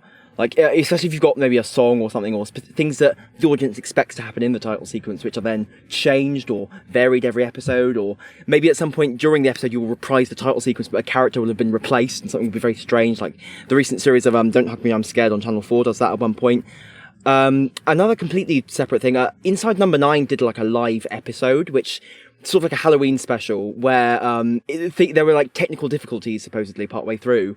And you had stuff being synced up with it in real time, like one of the lead cast members tweeted, and it was synchronized on screen with an actual tweet coming out in real life, and so it was all simulated as if it was actually happening, stuff like that. So that sense of the instant transmission across the whole country is that you can't really get with film quite as much. Any of yours, Neo? Well, I had a few that immediately came to mind, and then I started second guessing myself, thinking, but wait, this could be done theoretically in things that aren't TV. But in terms of things, I'll mention them in a second, but in terms of things which feel very TV, I think with TV, it's very ritualistic. Even if it's not an actual weekly release thing, it is little individual units in the way that even chapters in a book aren't, because chapters in a book are still bound together. This is getting very into like the nitty-gritty of form here, but I feel like even like on a streaming service, episodes are still kind of separated as units in the way that just arbitrary turnings of page and then, this is chapter 1, this is chapter 2 in a book aren't so much. But so on that kind of ritualistic nature, TV intro credits, I think films like can kind of do like, at each film we have a big credits, but for a film series to be that long enough to kind of merit that and to like have consistent credits is like fairly rare. Even stuff like James Bond, like having a big credit sequence is a thing, but the credit sequences aren't like the same thing. They're like, we have a big fancy credit sequence and then they do them differently. But like, I think the way that credit sequences can be used in TV in that kind of ritualistic way of each week you're going to get something, but sometimes maybe we switch it up a little in interesting ways. I think that's a really cool part of TV. Luther Series 5, very subtly, I didn't even notice the first time I watched it, very subtly changes aspects of its intro credits in ways that kind of key into developments that are happening with the characters across the 4 episodes. But the better example is, of course, the spatial geographic thing that Game of Thrones did with its opening credits, where, you know, the big thing of fantasy, whether you call it a pro or a con, is the scope and the scale of like landscapes and nations and everything in fantasy. There's so much breadth and scope of, you know, huge continents like Westeros in Game of Thrones, and the just genius of what if the intro credits, every single episode, every ritualistic hour you go through the show in all 70-ish hours, you get the map reinforced to you, And what's more is we change it, every week, in that they didn't always do this like perfectly as they could have, but generally you will see the most important spots in this episode on the map, and so you will get oriented. And we don't, we keep kind of zooming in on the map to reorient you, so this isn't just random locations. You keep getting a sense of where everything is in relation to each other. That is such a TV, you can't do that with a film. Can you imagine like what every James Bond film, like zooming out, this is London, and we're going to go to Africa in this one. That's where Africa is. People know that in the first, some people know that if they know their geography. It's just not something you could do with infrequent films. But I think with the serial kind of nature of TV, doling out information in intro credits and varying that to specific episodes, I think is just awesome. And Game of Thrones is like the best example of that I can think of. For less TV specific stuff that was done in TV that I think you theoretically could have done like in novel series or on anthologies and things, but it was done very effectively in TV, is that you mentioned everything looking like it's neatly wrapped up with 3 episodes left in the series. Like that, you sometimes you get that in a novel where you feel like, oh, this is the end, but you can still feel like there's 100 pages left and you're wondering what's going up. And sometimes there's that great thing of, oh, it's actually a glossary. It's just a really big appendix. And you've kind of, I think that's such an interesting form thing where like your experience of a book has been changed because of the literal weight of it. And you assumed that the weight of it is going to be something, but it turns out it's just a bunch of ads or blank pages or whatever. But TV, I'm thinking of Better Call Saul's last season, where I was gonna say, yeah, where it wraps itself up in around 9 episodes, and then there's this incredibly interesting and effective denouement with like the last couple of episodes being their own kind of unit that it's just I would have a splurge of positives for what the show did there. It's like this. It's kind of part of season 6 and kind of not part of it. It's its own kind of 4-episode thing. That's just this. It's very specific to kind of how TV worked. That it kept coming out week after week of the regular unit of series 6. It's very, very fascinating what that show did there. And I figured that might be what you were playing around with how you phrase that. I think it only occurred to me just now when you were talking. But yeah, that's such a perfect example of that. Because every series prior to that has a big long section at the beginning of the first episode set after the end of the series, after Breaking Bad. So, way in the future, in the present day, if you will. And then the last series doesn't do that, and you're wondering when it's going to come into play. And then you get this really, really focused that it would be natural maybe to do it as an episode, as a film, but instead it's its own little series. Yeah. With ongoing stories tying it all together. So it's not like, El Camino, where it's a filmic addition to a TV show. It's a TV show addition to a TV show. Yeah.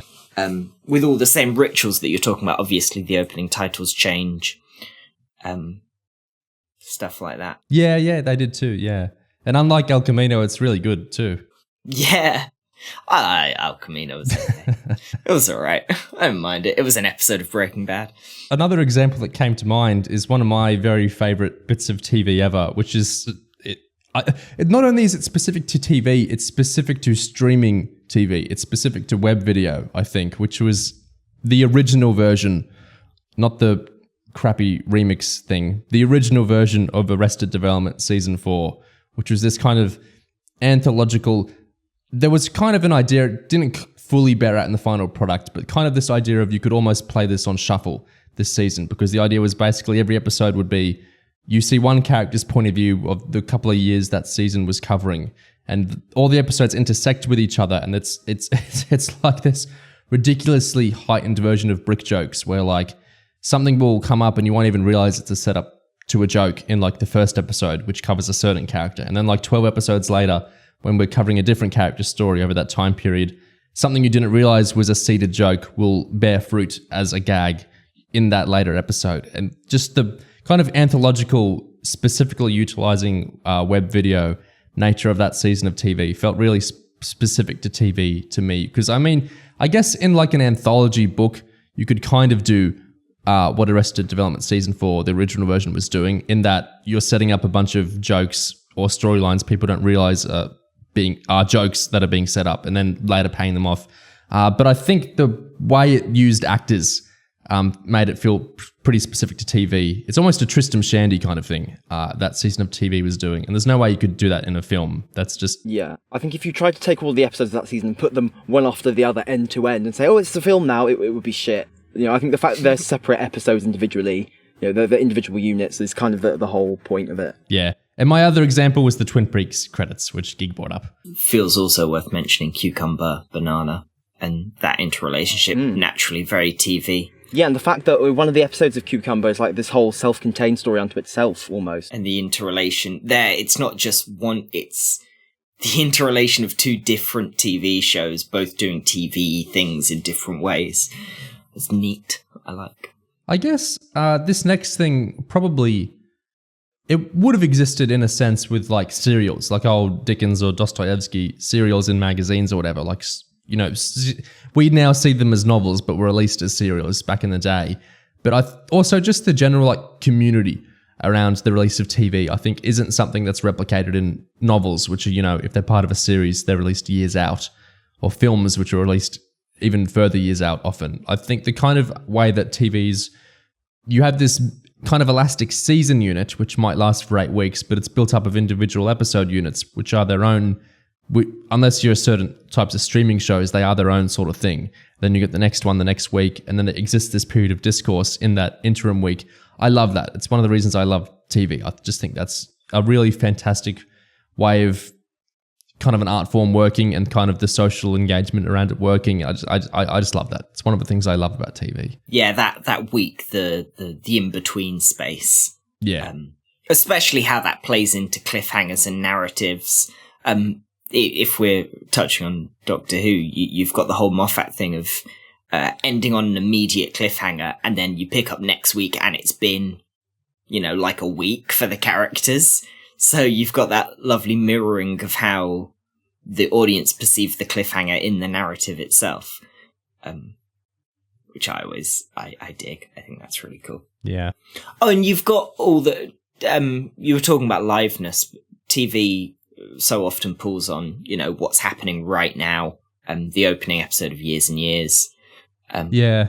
Folding in the news from that day. Yeah, working in transmission dates and stuff. Like I think like Series 5 of Doctor Who did at one point. And 11. Oh, and 11? Demons being on Remembrance Day. Oh, yeah. Oh, right. Yeah. Moving on to another question from the Animatic Almanac. They say, could you tell us more about the background of Oliver's recent simulation theory video? How detailed do you want it? Well, they could mean the literal background, in which case I could help you there, because I've actually been in the theatre you filmed part of that in. No way! The one with the green seats. Yeah, I don't know if it's still called this, but when I was there, it was the Scenic Stage Theatre in the Department of Theatre, Film and Television and Interactive Media. Yeah! University of York, yeah. Because that's where I did my degree. Ha! So it was quite a trip watching your essay and... No way! Oh, this is weird. Yeah, small world, isn't it? And actually, the thing is, you're not even like the first person who I've met first through fandom and then went to that university. It's really strange how this keeps happening to me. But yeah, it was quite nostalgic seeing that in the video. Oh, that's very strange. Wow, okay. Shadow test moment. The simulation can be bothered coming up with different universities. Yeah, there's only one lecture theatre in the world. Wow, okay, that's... Whew. That's knocked me off my bearings. Sorry, let's get back to the actual... There we go, that's all the background you need. No, that's it.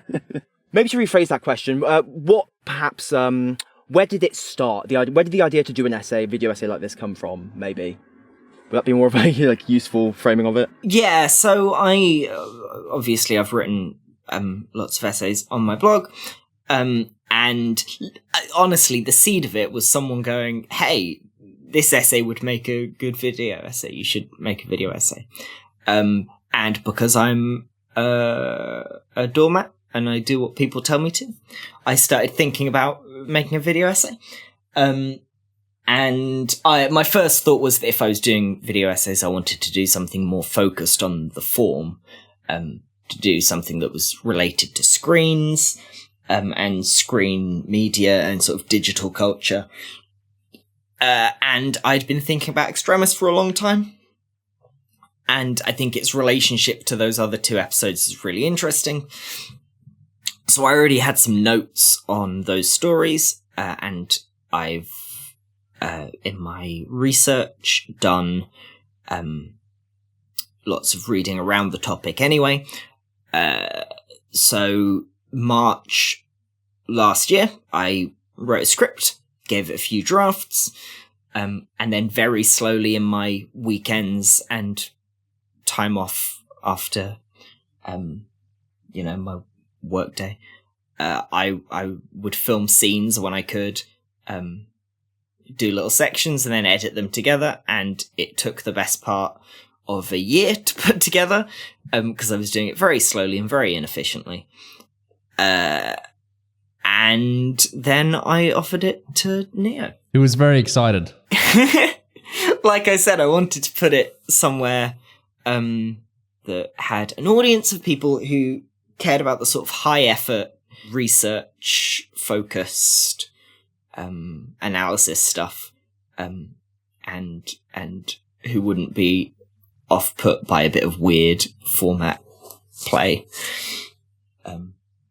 I've just got a soft spot for weird meta shenanigans.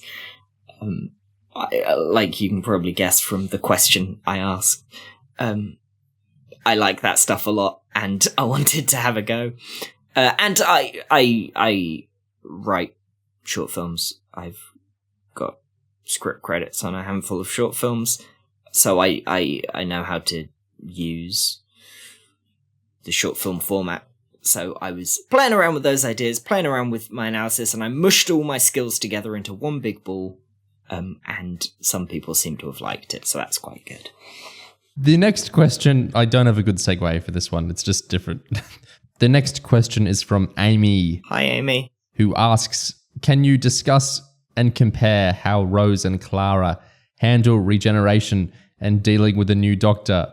Do you think there's a better way to handle it? I suppose the differences are sort of reflective of the time, aren't they? Because with Rose, you have it confined to a mini-sode, essentially. I would have thought they didn't really want to massively play up the whole unfamiliarity and uncomfortable aspect of a new doctor. They want people to immediately love and embrace the new doctor. So, hey, Tennant. So you get this mini-sode, which it delves into, I guess, the discomfort of a new doctor emerging. But by doing it as a mini-sode, the main show doesn't need to be particularly preoccupied with it.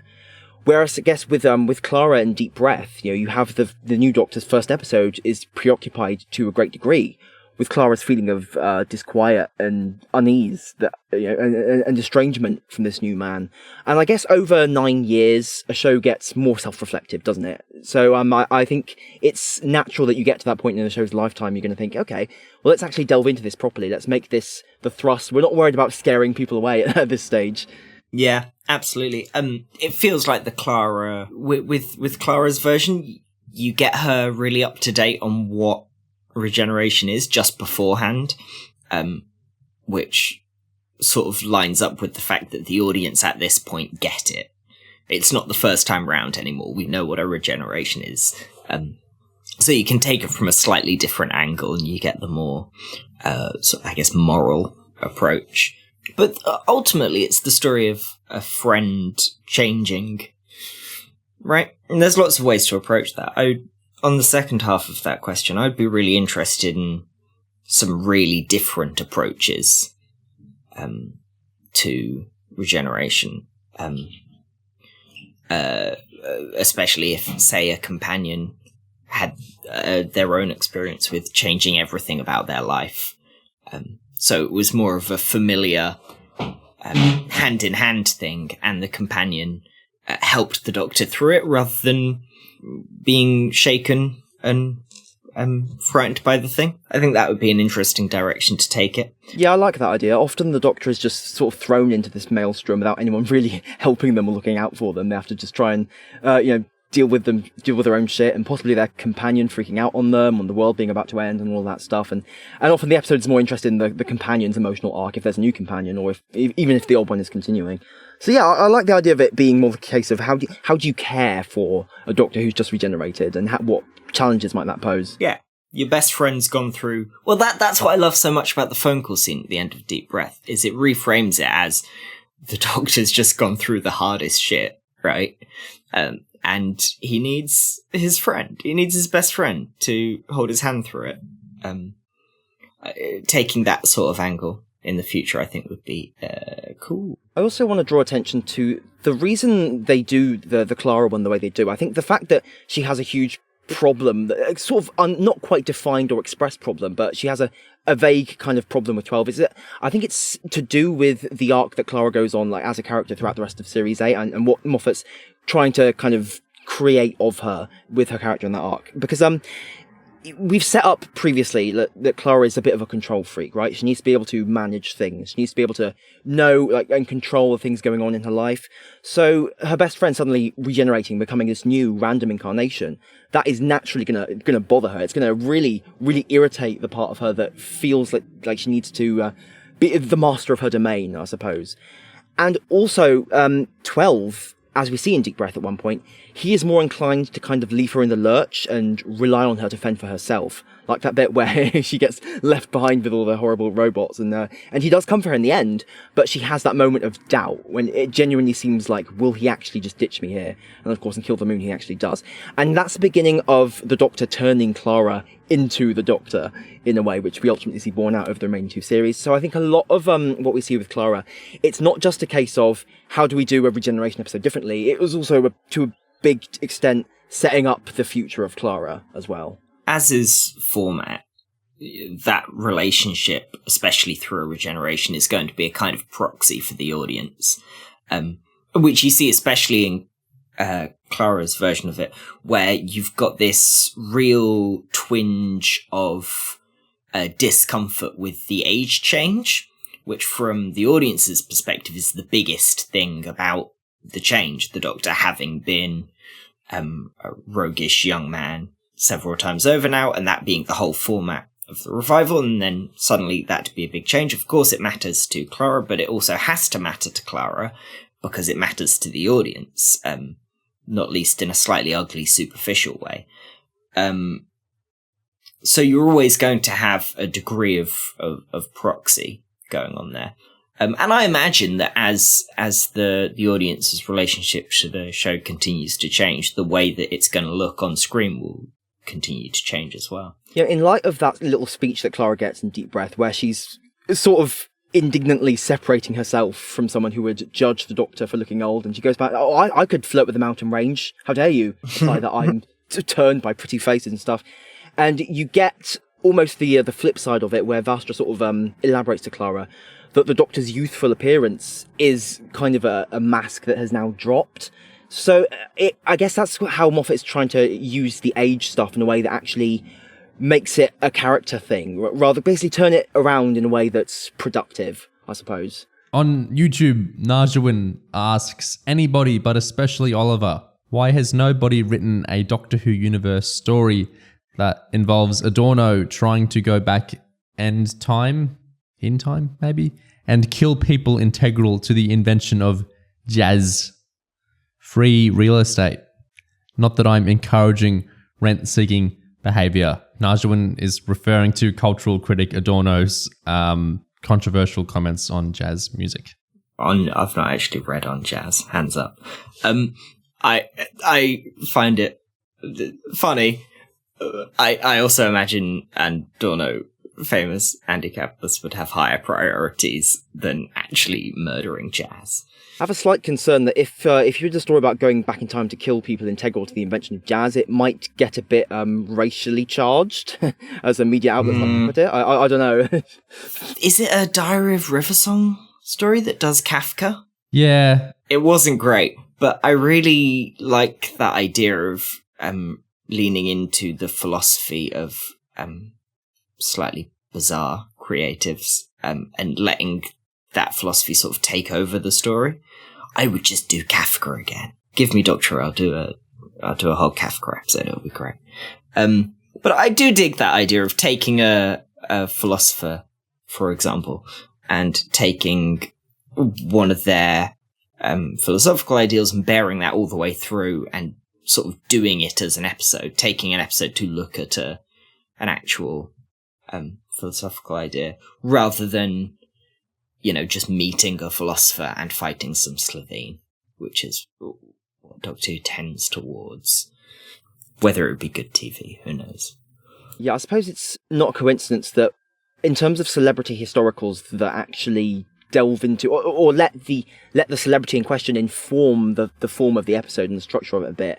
You've got Vincent and the Doctor, which incorporates his artwork into all the visuals of the episode in lots of ways. And then you have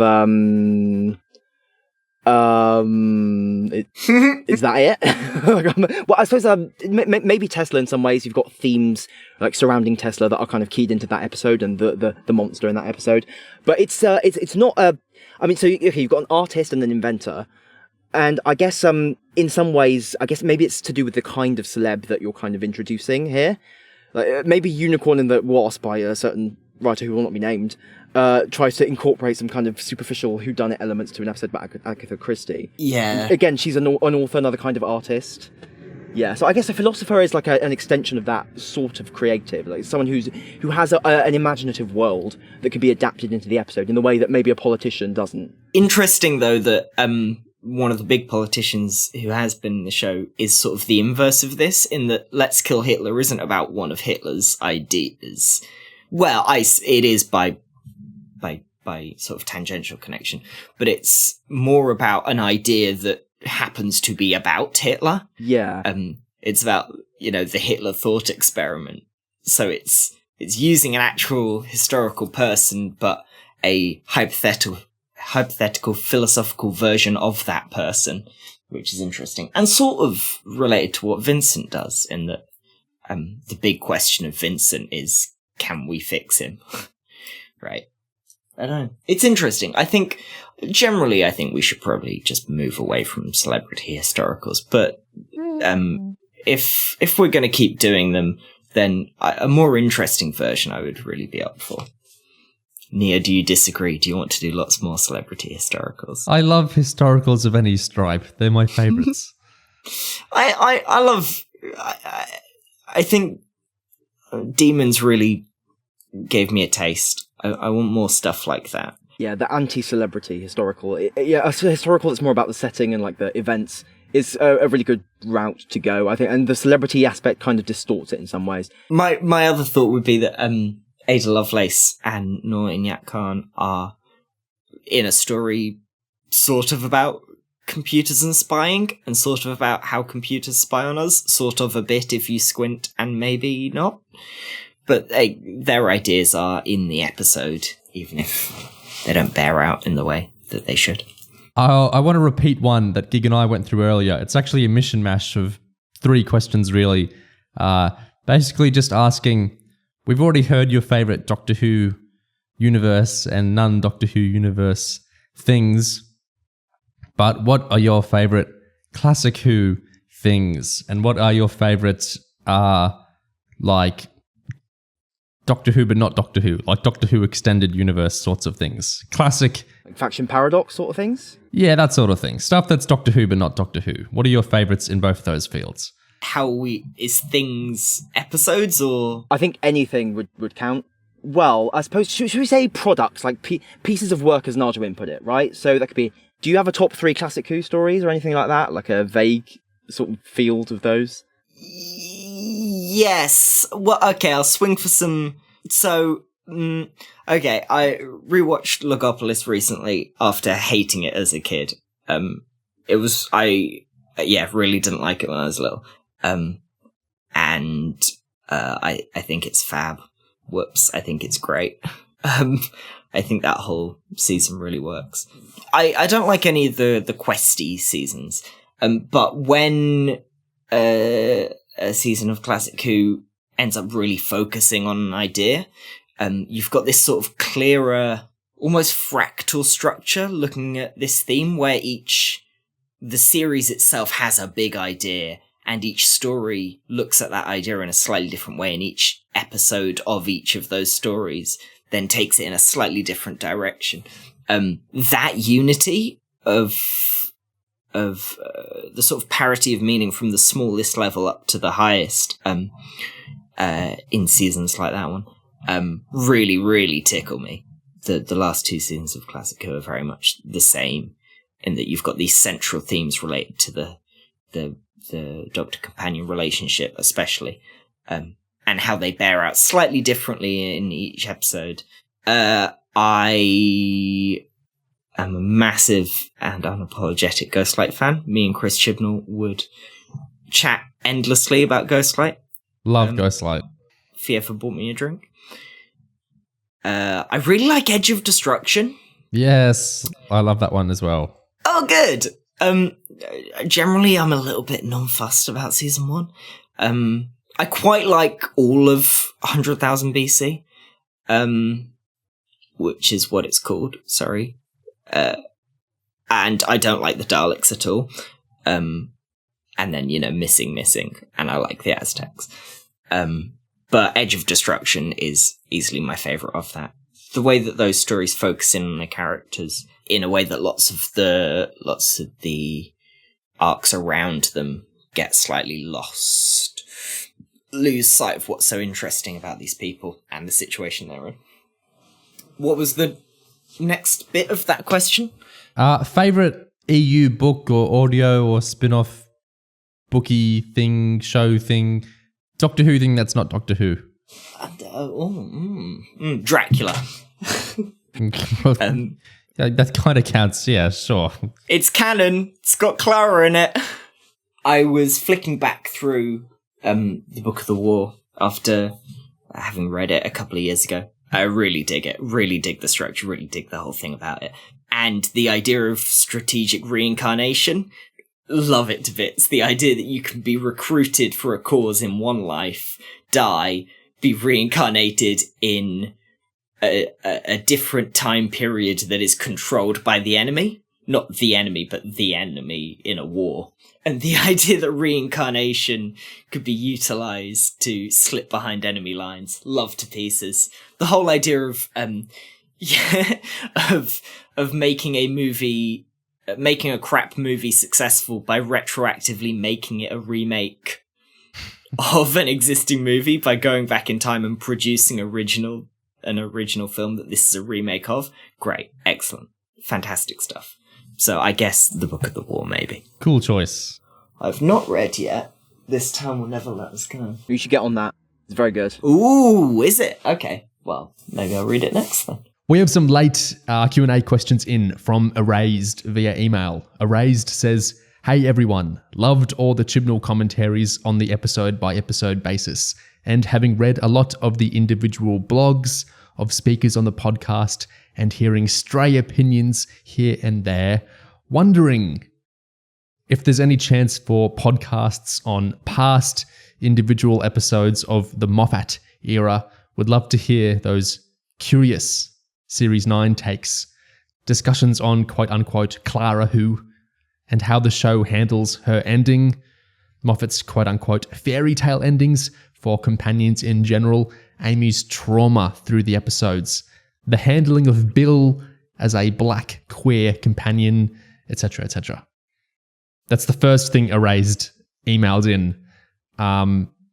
Well, we've sworn off ever doing anything on the Capaldi era, haven't we? Yeah, it's absolutely a no-go. We'll never, ever cover any of these episodes in any depth whatsoever. I'm sorry to disappoint you. The interest just isn't there, sorry, Erased. Yeah, it's just not happening. We would never do something like go through all the episodes of Capaldi, like in order or anything like that. Like, we have no plans. Perish the thought. So please just disabuse yourself of any foolish hopes in that vein, okay? Oliver's Extremis video is all you're going to get, and he's never going to do any more on a Capaldi era episode, so sorry to disappoint you. See, I'm slightly out of the loop here, so this sounds authentic to me, and I'm very sad to hear that we're never going to get any of this. What a shame.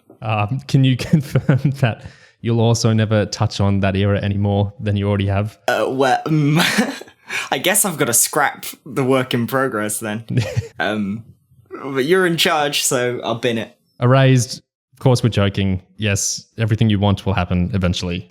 Of course. It'll be great fun. Yeah. I've got a couple of... I've not heard about the going through the Capaldi Era. That's very exciting. But I've got like some loose questions left over from the Capaldi Era I'd love to see if we can find answers to by chatting about. Of course. This isn't like in June we're doing this kind of thing. It's just, of course, one day we'll do that kind of thing. Why not? Yeah, our stuff on previous episodes, like the RTD ones, like Empty Child, for example, those were really fun to do. So, why wouldn't we go back and do more stuff like that? There's a whole wealth of New Who episodes. And there's a big interesting question that I'm trying to answer at the moment, which is, why are Sleep No More and Face the Raven paired up as stories? Oh. What's that connection between them? This, I used to annoy Gig with that sort of thought, didn't I, Gig? Yeah, Neo would argue to me a lot that they were actually a two-parter because the inconclusive ending of Sleep No More parallels the Face the Raven somehow. Because in Face the Raven they fail to actually solve the mystery or whatever. There isn't actually a plot to solve, and everything sort of trails off. And yeah, all these kind of quite slight reaches of parallels, I think. Would be a whole thing. I think it's one of those trying to square peg round hole it a bit. I would never do that with Series 9. my favourite reach there is that Clara gets the sleep in her eyes at the beginning of Sleep No More, and the doctor says it's going to eat and kill her like it is everyone else, and then they never fix that problem, and the episode ends. So Sleep No More includes Clara dying, in a way, before the events of Face the Raven. Also the titles. Like when we had the title announcement and, all the two-parter titles were together and those two titles were together, those two titles, I think, fit together like a glove. They both feel very Edgar Allan Poe or Macbethy or just Gothic. They feel like very similar paired titles to me as well, which is the most important thing. Sleep No More is obviously from Macbeth, but feels... of a pair with the other one, yeah. Raven, death imagery, it's all Gothic. Yeah, it's lovely. But I think it's an interesting question. We're presaging our eventual discussions on them there, Erased. One day we'll have a great time with those. But Erased, you asked more via email. You said later, hello. Oh, also follow-up thought. Sorry, 2 questions, but it was a pondering I forgot to add on the last one. What's your collective takes on the idea that Clara and 12 were written as a romance? Clara saying the I love you on the phone directed at him, the scene in the cloisters in Hellbent, the way she describes the only man she could see spending her life with in Last Christmas. A lot of people take these as definite indications that there's romantic subtext, but so many other people adamantly cannot see it, and are even possibly disgusted by it. Are the former just seeing things that aren't there? Are the latter just engaging in ageism? What's your thoughts? Erased, those are really, really good questions. I think the three of us could talk about that for a really long time. Maybe we should just throw around some suggestions of thoughts rather than go half an hour into that, because I bet we all have lots of thoughts there, do we? Yeah, I probably already wrote too many notes regarding this question. I've got at least a paragraph here in front of me. Probably don't want to go on too much of a rant. Why don't you unfurl it? Unfurl your paragraph. Okay, so just a thought that I had is that a running theme in Moffat's career, if you look through his different shows, has been the theme of the sexual impulse as something that makes people stupid, demeans them, debases them, makes them selfish, shallow, short-termist. Just think of the joking apart episode where a guy's dick is personified, all of that stuff. And I think perhaps as a consequence of that being such a running theme in Moffat's career, he has from time to time made an effort to instead write the romance that transcends sex, or even transcends romance as we tend to think of it. I think two people so essential to each other that they may as well be soulmates. A certain episode of Sherlock gets very explicit with this, but you can also see it in Dracula, I think, with Dracula and Agatha a bit, and the apex of this might be 12 with Clara, which is not me suggesting that 12 and Clara would never have sex or anything like that, but rather, if you look at how in 12's first episode, like we were talking about with the regeneration question earlier in our session, Clara has that speech to Vastra about how she's not swayed by attractiveness, she can fancy a mountain range. Later on in that series, in The Caretaker, 12 is very tickled by the idea that Clara might have got 11-like boyfriend as a rebound from him, but he turns out to be totally wrong about that. And in fact, that aspect of him is not what drew her to him at all. And then you have, towards the end of the series, you remember Moffat's comment about Dark Water, about how he says the cracked-old Caledonian hit on the perfect way to say I love you, namely his promise that betraying him wouldn't make a difference. And of course, the next episode follows that up with the idea that love is the fixity of a promise, rather than an impulse or a whim governed by emotions that you have towards someone at a particular time. I think all of these are abstracting, I guess, the love that exists between 12 and Clara from just plain old human love or romance, I guess, or the usual kind of heterosexual, two people and have sex or whatever. All of those conventional ideas, I guess, of how these things interlock. I think Moffat is trying to write something that is absolutely a love story and absolutely a kind of romance between these two that is on a deeper level, perhaps, than your average romance. But I think it is not. It's just absurd to suggest it can't be viewed as a romance. Those are all my thoughts on that topic. Oliver, what do you think? As ever, Gig has put it incredibly. I've just expanded on a couple of those points. I think one of the only lines that Moffat gives the Master that you're meant to take sort of genuinely as if it's a good point is Missy's at the beginning of The Magician's Apprentice, where she says to Clara, try rising above your mating frenzy, right? Think about something bigger than love, getting married, having sex. Bigger than that, we're friends, right? And it's that kind of ancient, almost mythic friendship that's defined by big promises and ideals and commitment rather than smaller, pettier things like physical attraction. It's that sort of thing that Series 9 feels like it's rounding on. And that ties in with all these sort of poly readings and asexual readings where their commitment to one another, because it's not defined in traditional relationship terms, isn't say contradicted by Clara's love of someone else, right? Because it's a promise, and the promise is too big to be in any way diluted by the fact that Clara also loves another person.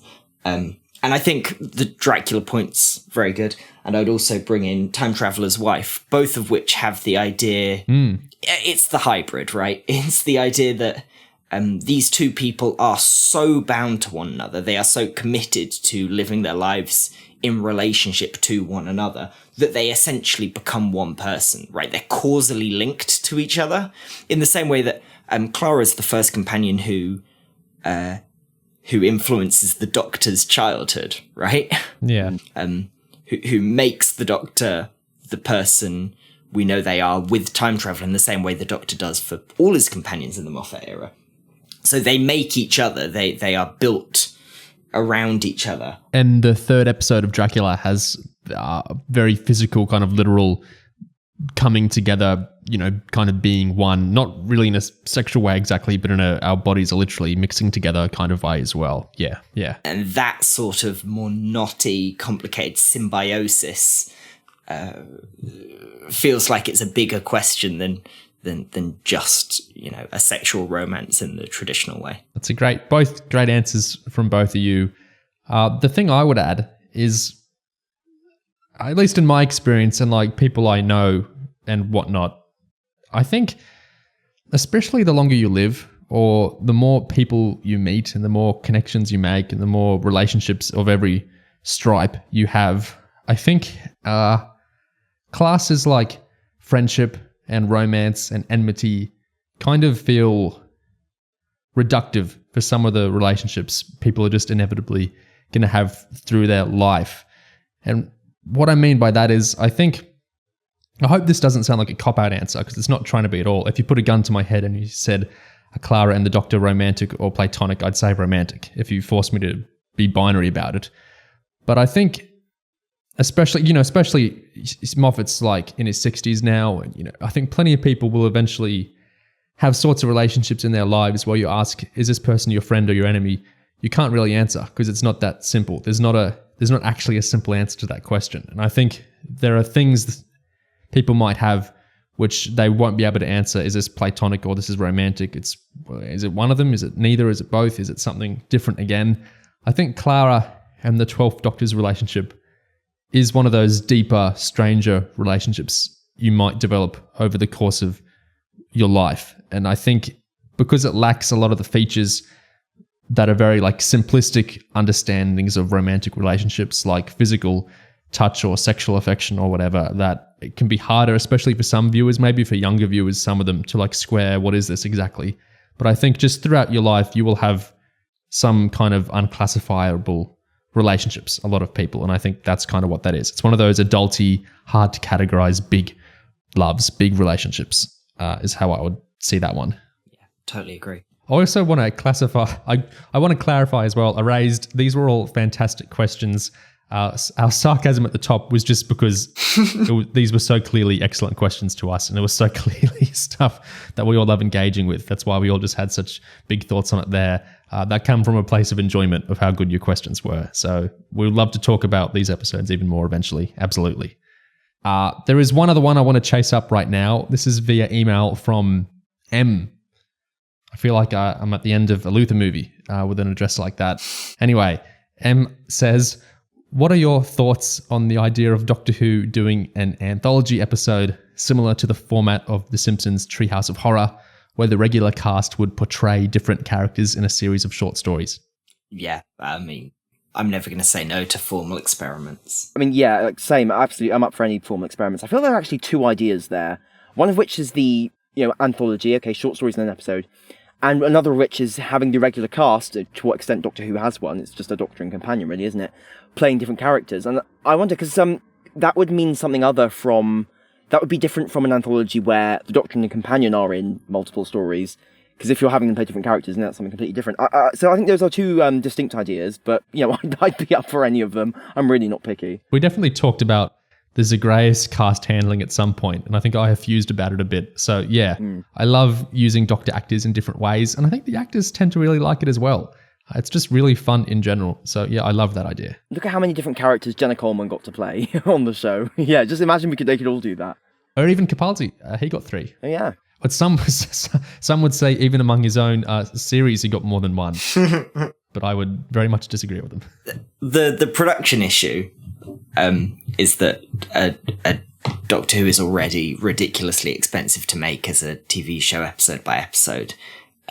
So you would need to find a clever way around the fact that if you're doing 5 different Doctor Who episodes in one Doctor Who episode, you're going to need to cheap out on the sets or reuse them cleverly. But it can definitely be done, and I think they should. It could be short films about Springfield, like use the same setting but have lots of short stories happening in the same general setting. Oh, I love that. Love that. Yeah. Thanks for the questions. They were good. No one asked me what my favourite colour was, but it's teal. Yeah, lots of great questions, and I'm also a really big fan of teal. So that'll wrap up this part 2 of 3 part of our Q&A responses. For the third and final part, we'll get our friend Nate Bumber from the USA on, and we'll go through things about nationalities and opinions, Doctor Who esoterica, and the most specific, long, and in-depth questions we received. And remember that if we've answered some of your questions in part and not entirely so far, that's because of how I've moved everything about to kind of flow in terms of topics as best I can. So you should get the rest of your questions addressed in that last discussion. And if any more late questions like those last 3 we just looked at, if any more of those drip in before that third and final discussion goes up, I'll try and work those questions in as well. So thank you again, both for listening and for all the questions themselves. We've really enjoyed going through these, and please let us know what you think of all these topics as well. What we said, what you would have said, what your thoughts are, all that. Cheers for listening.